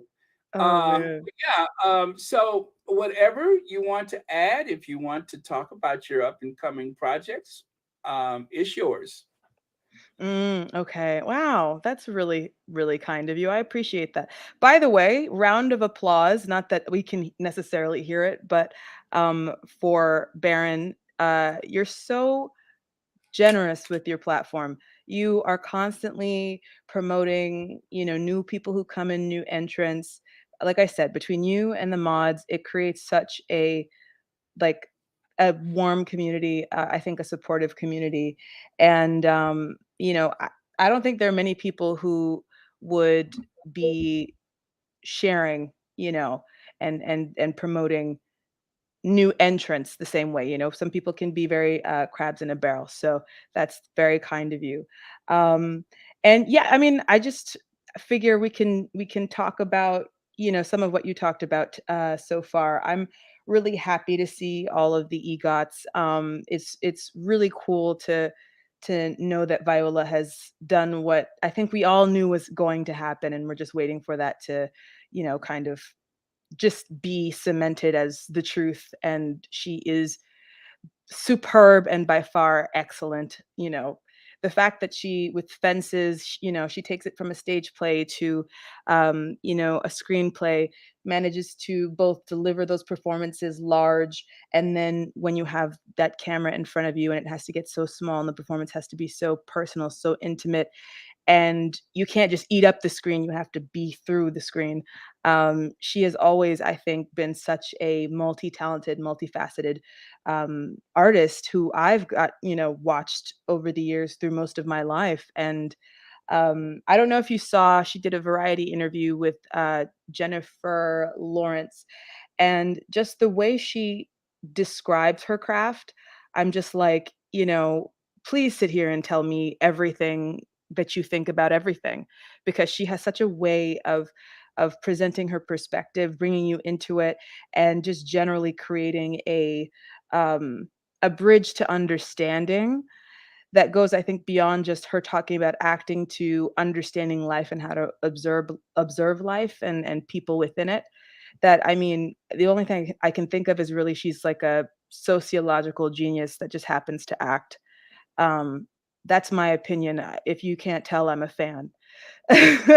So she's just brilliant, and she deserves by far and away I think every bit of success she has. And I just want to see more. Honestly, I want to see her do more superhero stuff, more badass stuff. Look, if Liam Neeson and what's the guy, Rocky, the one who did Rocky, Sylvester Stallone, and um insert every person over 50 who is a male can come back as an action star. I really don't see why she can't just be straight. I'll watch her save someone who gets kidnapped, during a vacation. I would believe she has a special set of skills. I would totally believe that. So I'm excited to see that. And I hope that someone's, as you said, you've got up to 20,000 people who listen, which is amazing. Congratulations. And also shout out, congratulations to Anne from Duchess of Success, who has hit 14K. Big deal, really awesome. But it's like, I'm hoping somebody's hearing and paying attention to the fact that she's epic and people of all ages love her. Because I'm in that demographic they like to say doesn't watch Viola Davis, and heck yeah, I do. She got a lot of us from How to Get Away with Murder. So yeah, I hope people are listening to that, whether it's here or elsewhere. As far as the Beyonce situation, have you gone into that? Because I know at some point I went to go get my Oh microphone. yeah. So. I spoke about her breaking a record, and Mhm. let's see. Yeah, I think that was that was just it. Love the outfit, and I can't remember what else I said. Okay. I can't Well, remember yeah, what no, else that I outfit said. was for sure high fashion. I think Yeah. the thing I like about her is that pageant energy has never left. And as we know, she's a brilliant performer and singer, and I always think of her like this trumpet. She's always kind of, she can be a trumpet and she can also be the softest piccolo. It's like she has such Mhm. brilliant range. Um, and she's so dynamic, and I think she really reads the room, but beyond reading the room, I think sometimes she tells the room what it's about to be as well, and that's something you don't see from a lot of artists. And just, I think for me, believe it or not, I'm more of a fan of her business approach and her performance approach, but I love her music. But I'm telling you, like, if I were to put like one above the other, I really like how she's carried herself over these many years in the industry, because she was a child when she started. Right. People don't talk about, I mean, you hear all the time child stars aren't successful, but Beyonce's out here constantly proving how that doesn't have to be the case. Um, and I think she doesn't get enough credit for managing to build her life while also building her career. You know, I think people just look at her, and they do that. They do that with brilliant Black women and Black men all the time, which is, or women of color, of course, however she identifies. But they do that all the time, where it's like you make it look too easy, right? Even look at that roster of EGOTs, right? The majority of them, there are plenty of other groups, but there are so many that are of color, that are Black people. And I think people assume it's easy. I think they underestimate the work, the savvy, the brilliance it takes. Yeah, John Legend is in there too, just so that people don't think it's just women, although women are really pulling our weight all the time. Um, but I think people underestimate what it takes to be multivariate and successful at the same time. And I think Beyonce is someone who somehow continuously is underestimated despite overperforming and blowing people out of the water every time. And it's like, I'm not really sure. What I believe is this. So of course there was some fuss as it relates to her, whatchamacallit, her getting the smaller genre awards, R&B related things, but not necessarily album of the year, so and so of the year. The larger categories that basically say you dominated music, period. And in some ways, again, it reminds me of this kind of narrative ceiling that they just don't really like to give people of color. And I see it very similarly in. I know he's contested by some here, and I say this with jest because it ain't that deep.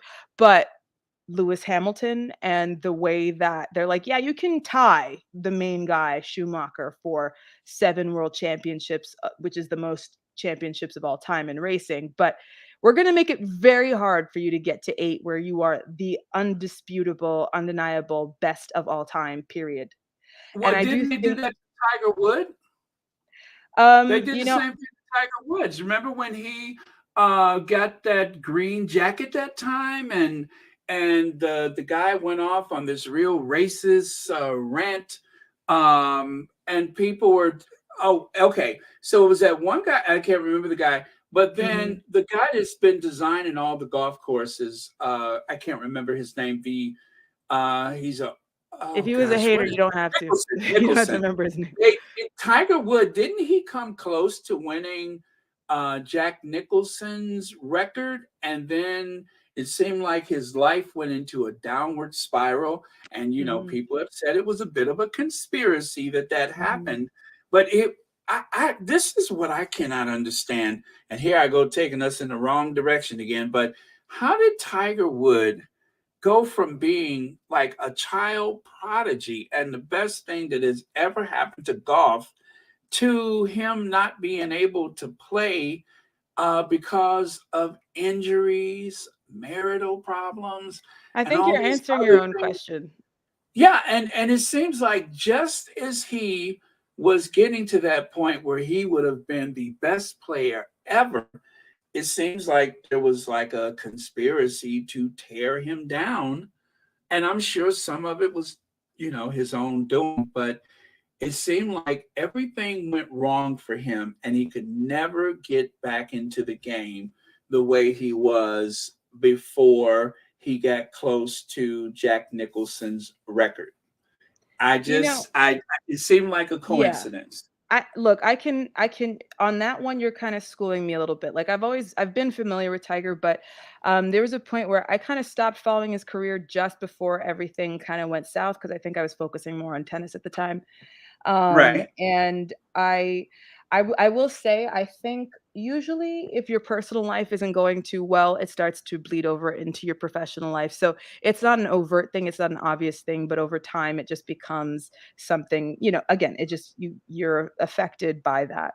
Um, and I know that some of the scandal really didn't help his reputation. I know people were disappointed, but we also have to remember there's such high standards put on our mistakes if you identify as a person of color to any degree, or if you appear like that to any degree, because I know he at one point identified as a million things, and I have no grounds to say that's true or not.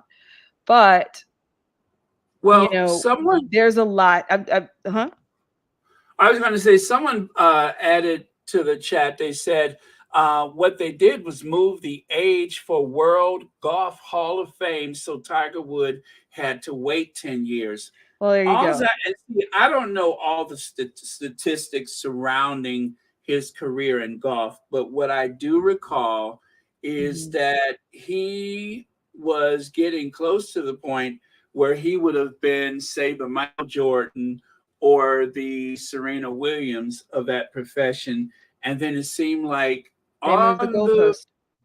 on the field or the green and off the green, everything seemed to start going wrong for him. And I believe a lot of that was his fault because he wasn't managing his personal life very well and had the nerves to want to be I'm not even going to say what he was trying to be. But Darren, he let himself down and let everybody else down with him. My thing is this, I don't want to stand in judgment of somebody's personal life because I'm not in it. I don't know what traumas occurred to make certain choices seem sensible at the time. I'm not excusing anything. I'm certainly not excusing anything. But, I just feel like it's speculation that karma-wise, if we're going to talk karma, I don't need it on me. So I'm going to let that sit where it is. But I just think you bring up a good point about moving the goalposts. And I think it was Vinny Blair that you highlighted. Yes, moving the goalposts. And I think what we see with Beyonce, just to reference this image you have on screen, she is a goalpost that, they're happy to say, look, you're already, one of the richest and married to the richest in this industry. You already have, your stuff sells out, your concerts are, worldwide events, I think what happens is there are people who are very jealous in the background doing the tally, and they go, you can have all this, but you can't have that. You've got to debase yourself first before you get to have that. And unless Beyonce decides to show up with, her hair looking a mess and her underwear out, which is, unless it's designed by, someone really wonderful and, is diamond encrusted, she's not going to do that. She has class.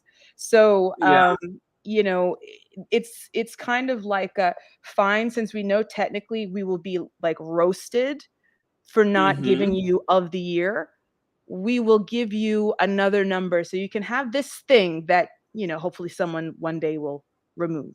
Instead of just saying, just admit that she dominates, period. It's okay. Don't be so afraid of being dominated by a Black woman. You'll be happy about it. Like, relax. But honestly, that makes them freaking shake in their boots. And it's kind of pathetic because, I mean, half the time they're enjoying her performance anyway. She's very sweet. She comes across very humbly. And she could be very much, you know, itchy if she wanted to. And not for lack of having a reason, you know what I mean? But of course, when you look at how long she has, as they say, reigned as queen, I just think it's a lot of jealousy. I think, and it's not just, anybody, let's say it's just people might say, oh, women are jealous, women who vote. Men are jealous of the money she commands. They look at the figures from her concert tours. Everyone is happy to let, and I say this with respect and no shade or judgment, they've worked together. And he's talented, but like Ed Sheeran can go perform, make $1 billion on a tour while wearing a t-shirt and jeans, and no one's afraid to give him an award. Exactly. But when Beyonce is out here designing, styling, and making it all happen, introducing you to new culture, informing you, educating you, then entertaining you while doing it with like her hair bedazzled, it's like, okay, that's too much excellence. And you see that a lot where people kind of get like, it's almost like they want you to feel there is a point of no return for Black excellence. But that's Okay. not true. So that's my thought on it. I see some stuff coming up for Tiger Woods. Now, they said Tiger Woods has 82 PGA wins, while Jack Nicklaus, oh, it's not Nicholson, it's Nicklaus, had 73, but Nicklaus has 18 major. Okay, so I don't know what to say. And you know what, guys, I feel mostly what happened to Tiger, I think that I think they deliberately messed him up. I'm not blaming him for it. I think because he was getting close to that record, and I'm being a conspiracy theorist, I Yes, think yes, this is because a he was conspiracy getting moment. close to being the greatest that had ever been, I think that's when they started targeting him in whatever way. I'm just being a conspiracy theorist, whether it was, this or that. I'm not going to speculate, but I think they got to that poach out. I swear, I just believe that in my heart. I think he was ripe for the pickings. They found him vulnerable, and he was targeted, and it was because in that particular sport, they just did not want him to be admired and loved as much as some of those other people that had been before him. It's kind of like with the tennis, the way they did the Williams sisters. They could not stand the idea that these Black girls had come in here and changed this game. And I think that's what happened. And they did I mean, look at the way they harassed Serena Williams. Constantly. Yeah. Constantly. And that's what I'm talking about. I'm not saying that but who, and if you look at Meghan, if you go through that much scrutiny, if you're being bullied and harassed, at a certain point, it takes a toll on you. And that's what many Mhm. people hope we're seeing. They want us to see that, to get scared, not realizing that every single one of these people that you've discussed, that you've mentioned, Baron, these excellent people, they don't do what they're doing purely for the money. There's a Right. passion. With Meghan, it's a passion for giving back and helping. With Beyonce, with Tiger, with whomever it is, whether it's LeBron or what, you don't get to that level of excellence without having a passion that would drive you beyond the circumstance. And the idea that you can cut that off by just discouraging or showing like, hey, you're going to suffer if you go there, like, that's not going to stop the next person who just goes, wow, my heart sings when I do this. That's not going to Exactly. stop them. And so it's kind of this futile nonsense, but they want it.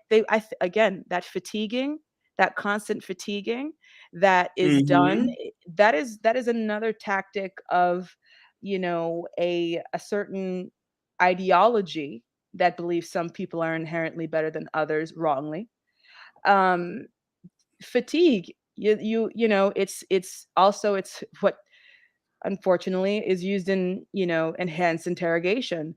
This idea of fatigue can harm you. It can make you become lose grip. It can make you fall apart. But what they forget is that art and creativity is nourishing, that sports and activity is nourishing, that exercising your brain, if you're a Melody Hobson or a Robert Smith, you know, you look at the numbers and that's your creativity. You look at the logistics of the company and how you move, you know, process A closer to process B to save you money to create a better bottom line, and that is what's going to make you come alive. That's your creativity. You can't bottle it, you can't whip it, you can't destroy it. And so, even as they try to fatigue it, all that's going to do is show people who don't have those biases while being in the, we'll say, majority group, who don't have those biases will look and say, why are they being stupid when we all know Beyonce's great, Adele, or pretty much anybody who can see that sort of thing. And then they're going to be like, all right, well, when y'all are gone, we're going to fix this.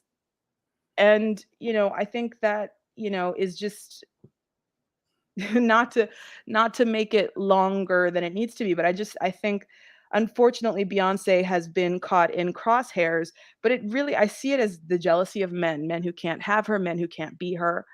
And I'm sure a few women in there, because there's always someone within your own group to kick some extra dirt on you because they're jealous. Now, But yeah, you ready for me to take another one of my odd turns? okay, go Now, ahead. you said fatigue. I have a Mhm. theory about Sophia on Color Purple.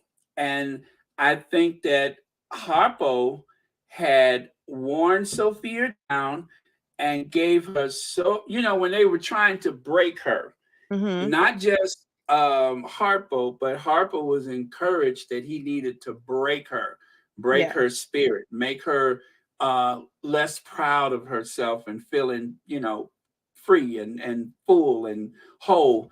And Mhm. so, do you remember the line where they said, if it wasn't for you, the white folks would have never got her? Do you remember that?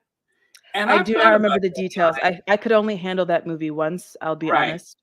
It is a, It hurt you know me. what, just like me. I'm one My of little those gentle flower people. spirit, it hurt me to watch. Okay, go ahead. Right. You're just like me. If it's a movie that goes there, I call it a one of. I couldn't watch Mhm. it twice. 12 Years a Mhm. Slave, I could only watch it that one time.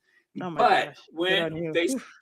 they had told him, they said, the white folks would have never got Sophia if it wasn't for you. And he said, that's a lie. That's a lie. But the thing is, he kept trying to break her down and had her Mhm. so defensive Mhm. and had her so agitated that Mhm. when she got into that exchange with what was it, the mayor's wife or whatever it was, that she could not back down for her own self-preservation. Mm. She knew she could not pull it back, so she said, get my children out of here, because she Mhm. knew that she might die that day. Mhm. And I think that that's what happens so often with Black people, is that you have had to sleep with your fist balled up, and you've had to have that fight and flight feeling all these years, all this time, sometimes in the workplace, sometimes with your partner, sometimes with whatever. And so when you get to that certain point, you don't have it in you to back down, because all you know Yep. is, I'm gonna have to fight my way out of this. Yep. And so that's why that line stuck with me. It took me years before I finally got that. But they said, if it wasn't for you, the white folks wouldn't have got her, because Mhm. when he kept trying to break her, Mhm. she was too wound up to pull back. Yeah. And I That's think what I think about that. I can totally see how you'd make that connection, and Hmm. that's where we all are so grateful, because she has way more resources than any character at the time in The Color Purple. And Hmm. I think that's the big thing too. There's so many more voices. It's like, again, they tried to do that with Meghan, and I'm bringing her up obviously because this is a Royal Sussex channel, so why not? But it's like now you have people who say, hey, we saw her before this. We know who she is. You can't lie to us and say XYZ. There's receipts. There are receipts, CVS size. And I think with Beyonce, why it makes the Recording Academy look kind of foolish and embarrassing. I don't know even how to say that respectfully. That's how they look. Is just like, because people have eyes. Everyone either has Netflix or has someone's password. Netflix, please don't make that an issue. But it's like, people can see Beachella. They can see what she brings. They can see what the impact of her work is. They can see her on Disney, you know? So it's like, this idea that you can push someone till they break, there are a lot more things going for people now than there were, and it doesn't make sense to hold back the tide either. Right. And again, that ties to what you were talking about with the politics, just to keep this spinning off track every other second. But I mean, it's just this fear of what they feel they cannot control and what they cannot subjugate. And all they know is how to take the toys away from the out of the stroller. They just know how to take the toys away. And they keep hoping that's going to make the baby cry enough that it gives up crying. And I'm like, well, then you've never been around a baby. It will find a way to do that again, Right. So it's just, again, I just look at it and I say, they just need to, if they're afraid of anything, the best response is to learn to love what you fear. Right. If you love what you fear, you learn and you become better and bigger and you grow. And I don't mean this as any way condoning anything abusive, guys. Don't misinterpret that at all. What I'm talking about is purely for the people who fear things that they shouldn't, like Black excellence. No, love it. Know it, connect to it, embrace it, value it, laud it. Because the more you do and the more you get comfortable with that, the less terrified you are, the better you look, the more talented you look. Being able to see someone else's brilliance, you have to have some level yourself. You have to, right? Because, Exactly. I mean, the phrase is game recognized game, but I mean, that's been going on since well before that game or that phrase existed. And I just think, stop making yourselves look small by hiding from the competition. Stop. Embrace Exactly. it. Embrace it. Be proud of it. Now, I don't want to just focus on that. I do think it's amazing. Of course, she deserves to be the most lauded and awarded person of all time. And I think there's a separate discussion, which I'd be happy to be in at a separate point, about whether or not these awards actually matter or say the truth on a whole. Because I do believe that there are a lot of people who are purposely excluded and should not be. But I say that not to take away from any of Beyonce or any other artist who's won their success. I think that's fully earned. But yeah, again, it's the same thing you see in, y'all, please, let's not get into a big discussion about what happened last year. That's not the point of this, but it's the same way that Will Smith would never have won an Academy Award for playing that man who was homeless with his son, I can't remember, Pursuit of Happiness, while also being a box office like behemoth. There had to be a few years of public shaming and debasing first before he could just be seen as an artist, because while it seemed like he had the family and everything and all this and it was all shiny and perfect with the kids who were stars in the making, that would have been a straw too far for so many people. It's only when that family opened their drawers and all their drawers up for everybody, when they go, okay, we're willing to toss him something. Yeah, because he knocked a little bit of the shine off. The family knocked a little bit of the shine off. Now, that's not accusing the family of anything wrong. They're just trying to be human in a world that doesn't allow for that. But again, we see constantly, you can't have it all because you are of color. And how dare you be of color, have it all, and I don't, because I'm supposed to have more than you inherently. Again, BS theory, dumb idea, hateration.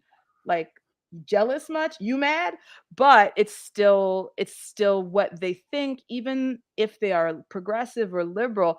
Somewhere in their core, they have lived and grown off of the society that says, and of course, caveat, not all, for the ones who want to come for you or this page or me, allegedly, in my opinion. But you still have this perspective of, you know, I'm not like those guys who are overtly hating you, but I'm kind of used to the idea that you wish you were me. So how could I wish I was you? I don't want to give you that award because then I'll be jealous. Well, you And know, I go ahead. think like where we sometimes for fun we say light skinned Harry. Harry probably understands better than anybody in that family ever would the idea that the goalpost is moving. Mm-hmm. And of course, they say if you rearrange the letters for ginger, that it spells something else. Oh my God. Oh, So oh my God. I know when I Oh first my heard God. that, I I was did not like, need that "Oh anagram, yeah, but yeah," where was that? yeah, Who said okay. and then too, in certain people have that idea, like they say, the redheaded stepchild. I think that even though That's such a European thing to do, to hate right, red hair. Like even that's though so he comes from such privilege, even hmm though he is, you know, a rich white man in a world that is custom made for rich white men, even hmm though he's all of those things, I think just that little bit of his upbringing is the bit that he can identify with a lot of other people who yeah. find themselves othered Yeah. and even down to moving the goalposts. Even if everybody in his family had red hair, they, because of his position of being the spare, they would keep moving that goalpost on him. So that's just something I was thinking about every now and again, where he's concerned because his life is so unique, because his upbringing is so unique. I think a lot of people have trouble trying to qualify his right to feel pain or qualify his right hmm to speak his truth. And that comes from people who love him and even people who, well, mostly from people who hate him and then the people in between. It's kind of hard to qualify how much of his feelings are legitimate and what is, you know, considered true suffering or even anguish for that matter. But after going through the spare, and we had the audio book, hmm I found myself, he is more human to me now. I'll say that hmm he's more human to me.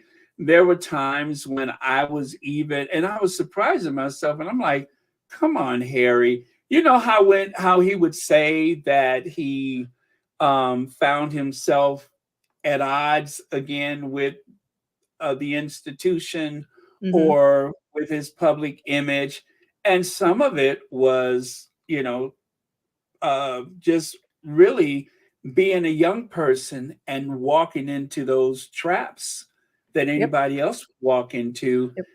But it was amplified because of his position. It was Yeah. that much worse because of his position.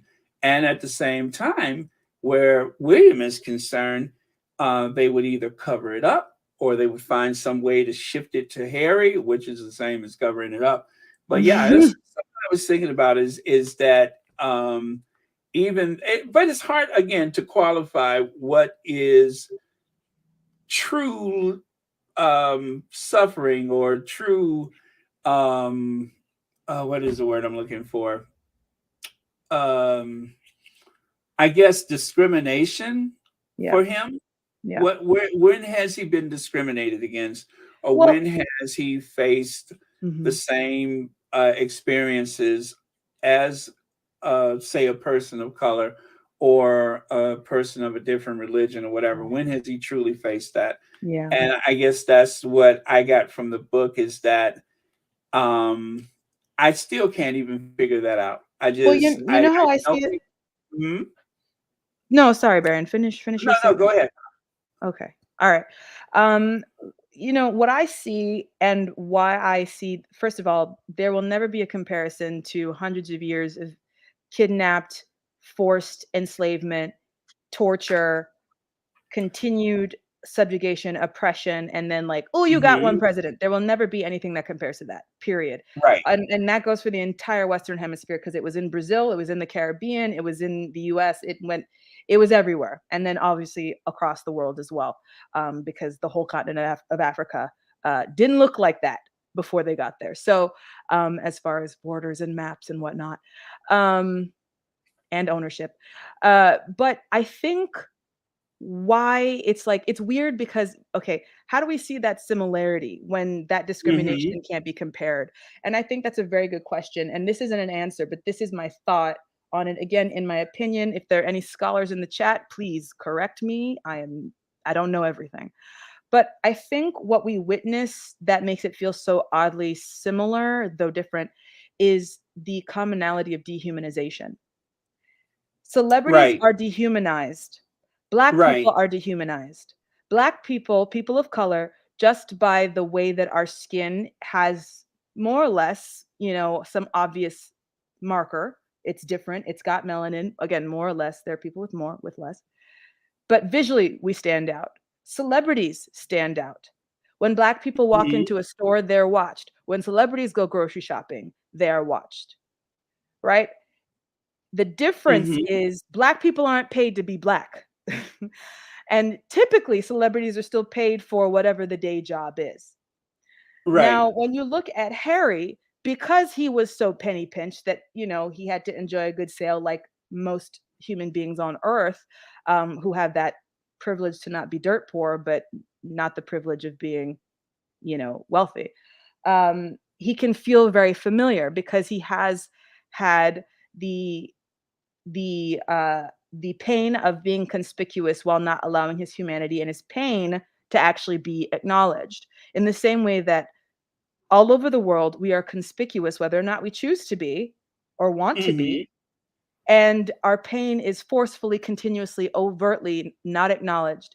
And because in the same way that people will say, well, you've got, Obama was president, and you've got LeBron and Jordan, so you shouldn't want anything more. Oprah's rich, so y'all are fine. Is the same way they'd look at Will or at C3 or any of the rest of them and say, but like your family's got castles and you've all got that. So therefore, why are you complaining? You're fine. It's not the same situation. But the thing is, and it's part of why I always kind of laugh, and I think the phrase "they hate us because they ain't us" is so ain't us. Please don't say that wrong. Anybody don't hear that without the T. Is it applies, it's that thing of the jealousy at the production. It's the sorry, I'm reading the comment from Legs. The royal family felt no shame making the American biracial princess pay for all of her/Harry's things. They can call it whatever they want. It's racism. Absolutely. And the thing is, before the racism came in for Harry, it was discrimination. It was familial discrimination with a public platform. But that's so it's, while it's not the same, I'm saying that's where that connection, why you can feel, or why people can say he seems so much more like everybody else, because in many ways he was more like everybody else. He was the only one in the club not allowed to dance. He was the only Hmm. one. He was in the club, but he was not allowed to dance, but he was told to get out and pay for our drinks. You know what I felt? Okay, there was a lot of things in Spare that was painful to read or to Mhm. listen to in my case.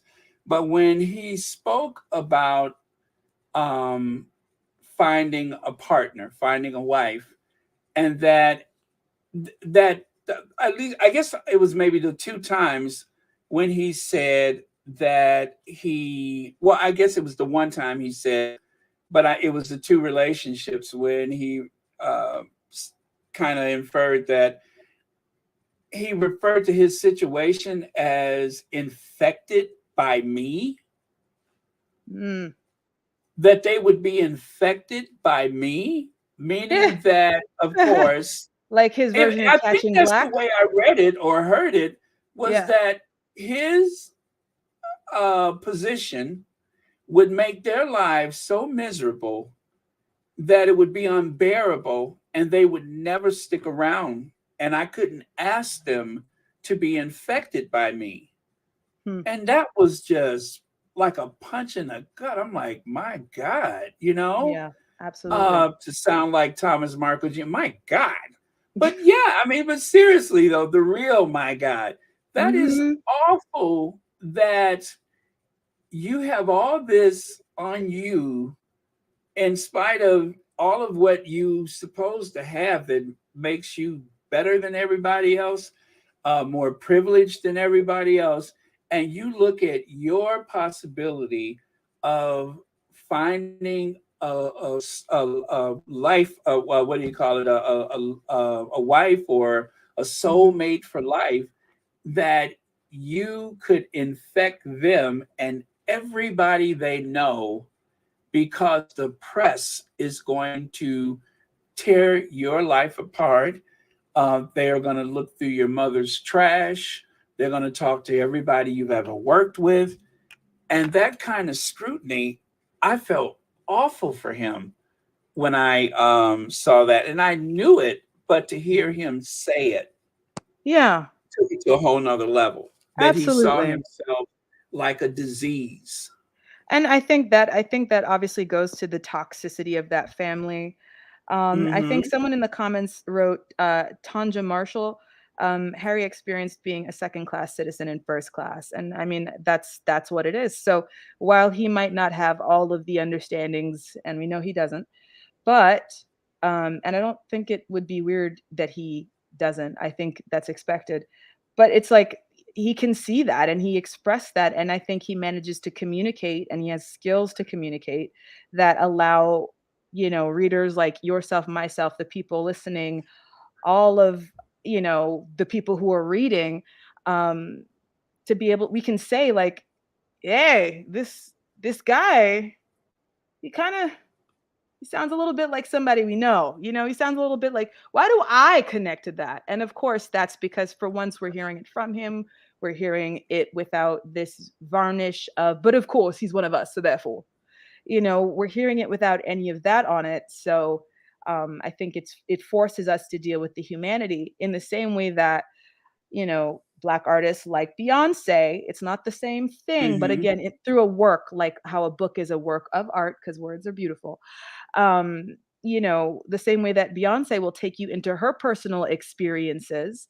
And then you go, oh, I see a connection to me, although I might not be dealing with a billionaire husband who XYZ, or I might not be dealing with, people hating on me, but I'm referring to the press, the tabloids, and that woman over there on that talk show.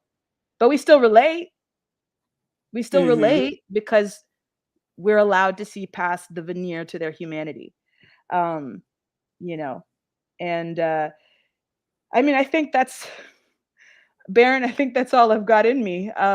But I just, unless you have anything else, I don't want to take up more of your time or move you off the track that you were going on. But Oh no, you know what? I'm like I'm you see, I'm every so often I say something because it's like I've had some things on my mind, and for some reason I thought you might be able to help, and you have been very helpful and I appreciate it. So thank you. I've thank been, you. yeah, even right. I mean, I didn't know that I was gonna bring up Sophia, but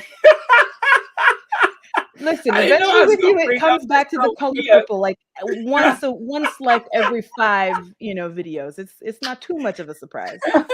I think it got weird when I got to Miss Sophia, but thank you. Uh-huh. And just so if anyone wants to hear my take, and I know that I think it was Connie was saying to me so kindly that she'd been checking in, trying to see if I have any updates. So Baron, if you don't mind me saying, Oh yeah, my please. channel is still alive. Official Lauren Brown, that you just search me up on that, or I do believe it was either Lydia or Church, or maybe both of you, because you're always so thoughtful, who included the link in this chat. But it's Official Lauren Brown spelled traditionally, and you can search me and find me there. I am working on some stuff because listen, like I said, and as I know with you, Baron, and Anne as well when she's doing it, and I think Sharian's doing a live today, but these lives are no joke. And so I'm working on it. And I appreciate the patience. And of course, just follow me, subscribe to my channel. I keep you updated on my community page. So if you're wondering, where is she? What's going on? When's the next one coming up? Right on my community page. You know, it's a community. You'll Okay, be it's at the in it. top of the chat. I knew Church Nelly or Lydia wasn't going to let me down, so I didn't They never even do. bother They never to do. look for it myself. I And didn't bother to look for just it saying hi myself. to I was like, Rahini as well, because I know she's always oh popping yeah, up with please. a funny thing. So hello to you, Mhm. and just hello to all squatties. Just thank you all for being a support to Baron and to all of these channels out here. I think Baron, you tell me if you agree or disagree, but I feel like what we find in these chats and in these lives like yours, lives like Anne's, it's a place for people who see beyond a loud headline to kind of hear somebody speak a little truth. Mhm. And that's a great thing. So Yeah, I I'm agree. happy to I be agree. one small corner of this space. I do lifestyle content as well. So, I span a whole bunch of stuff. Baron, I know you do travel once in a blue moon. So it's cool. I think this is a very cool and supportive community. I've said it before and I stick to that. So thank you. And thank you all. Well, thank you, Lauren. You have helped me out a whole lot as I was digging such a hole for myself. And It's all good. And thanks for the invite. Yeah, it's all good. I must admit, even for me, I was all over the place today. But you have Happens. brought a cohesiveness, that is a word. You Mm-hmm. have brought a certain Oh God, the cohesiveness bell. to the conversation. Who got you the bell, So, Baron? Lydia. Oh yeah, yeah. Thanks, Lydia. All right, Baron, I'm gonna go before I keep talking and Okay. get you back to your viewers because you were doing a great job. Okay. Thank you. All righty, bye. Bye now. Let's see. Now, I saw Pomsate. Are they on? Because if they're on, I'm going to get off. Are they on? I don't have the sound on. Let me see. Oh, yes. Are they? Have they worked it out?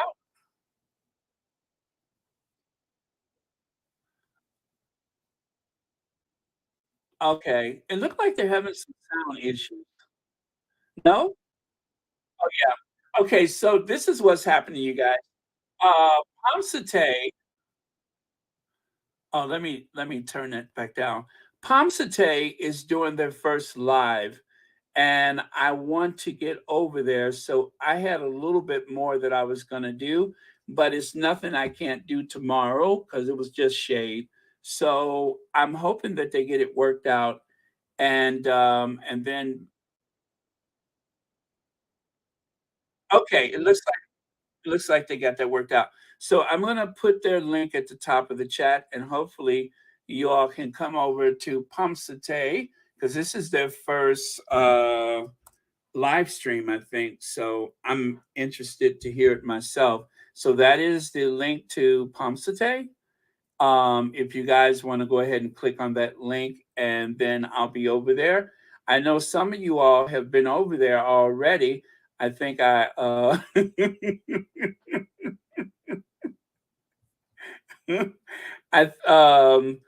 even though y'all was supposed to be over here, but I think some of y'all are over there already. So I am going to bounce off of here. I can talk about that other stuff tomorrow. And anyway, thank you so much again, Lauren, for helping out today. And I wanted to say hi to Anne, but Lauren was in the middle of a very good point, so I didn't want to interrupt. But yeah, so good. That's what I'm going to do. So Pomsate is good, right? I can go over there now because I think they were just having some sound issues. So again, the link is at the top of the channel. You guys can go over there if you want to. I won't be offended. I'm going to go over there myself because I want to be there for their first live. And let me see. Yeah, multitask. Oh, Sharian was on too. Wait a minute. What time is it? Oh, you know what? How long have I been on? Almost 3 hours. I did not mean to be on that long today. So, okay. Seems like I've been on here for hours. Well, I have, haven't I? But yeah, so let me, okay. Last word of the day is coming. And I'm going to get off so I can go over the Pomsate, because I love to hear them banter and talk about stuff. So that is it. Oh, they were having sound issues. Oh, they're still having sound issues. Well, should I hang out until they work it out or no? I don't know. Okay, well, I'm going to get off anyway because it's been almost 3 hours. So I'll finish up that other stuff tomorrow. It wasn't much anyway, but anyway, very good conversation today. Thank you again, Lauren. And I,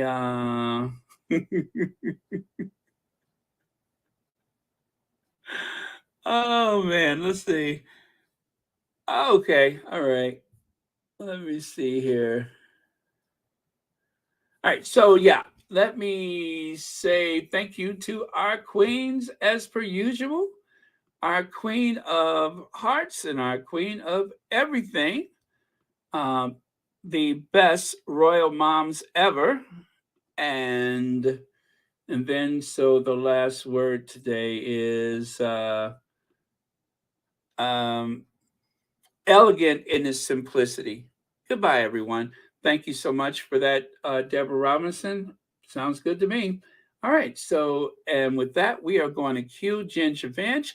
Congratulations again to Beyonce and to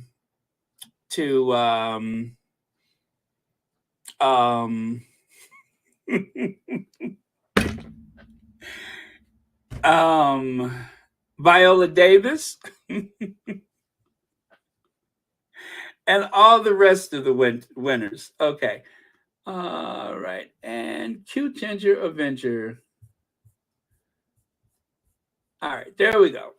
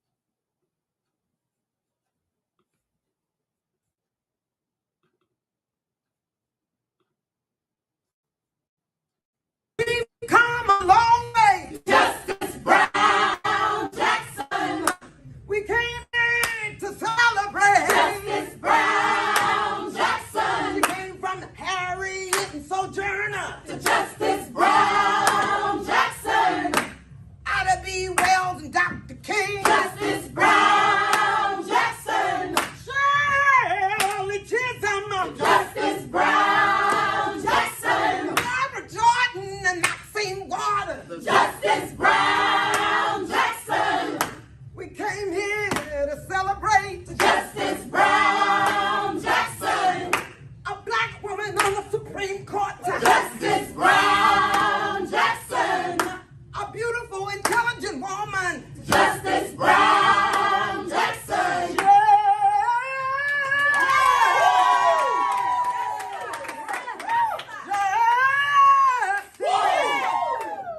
Justice. On the Supreme Court.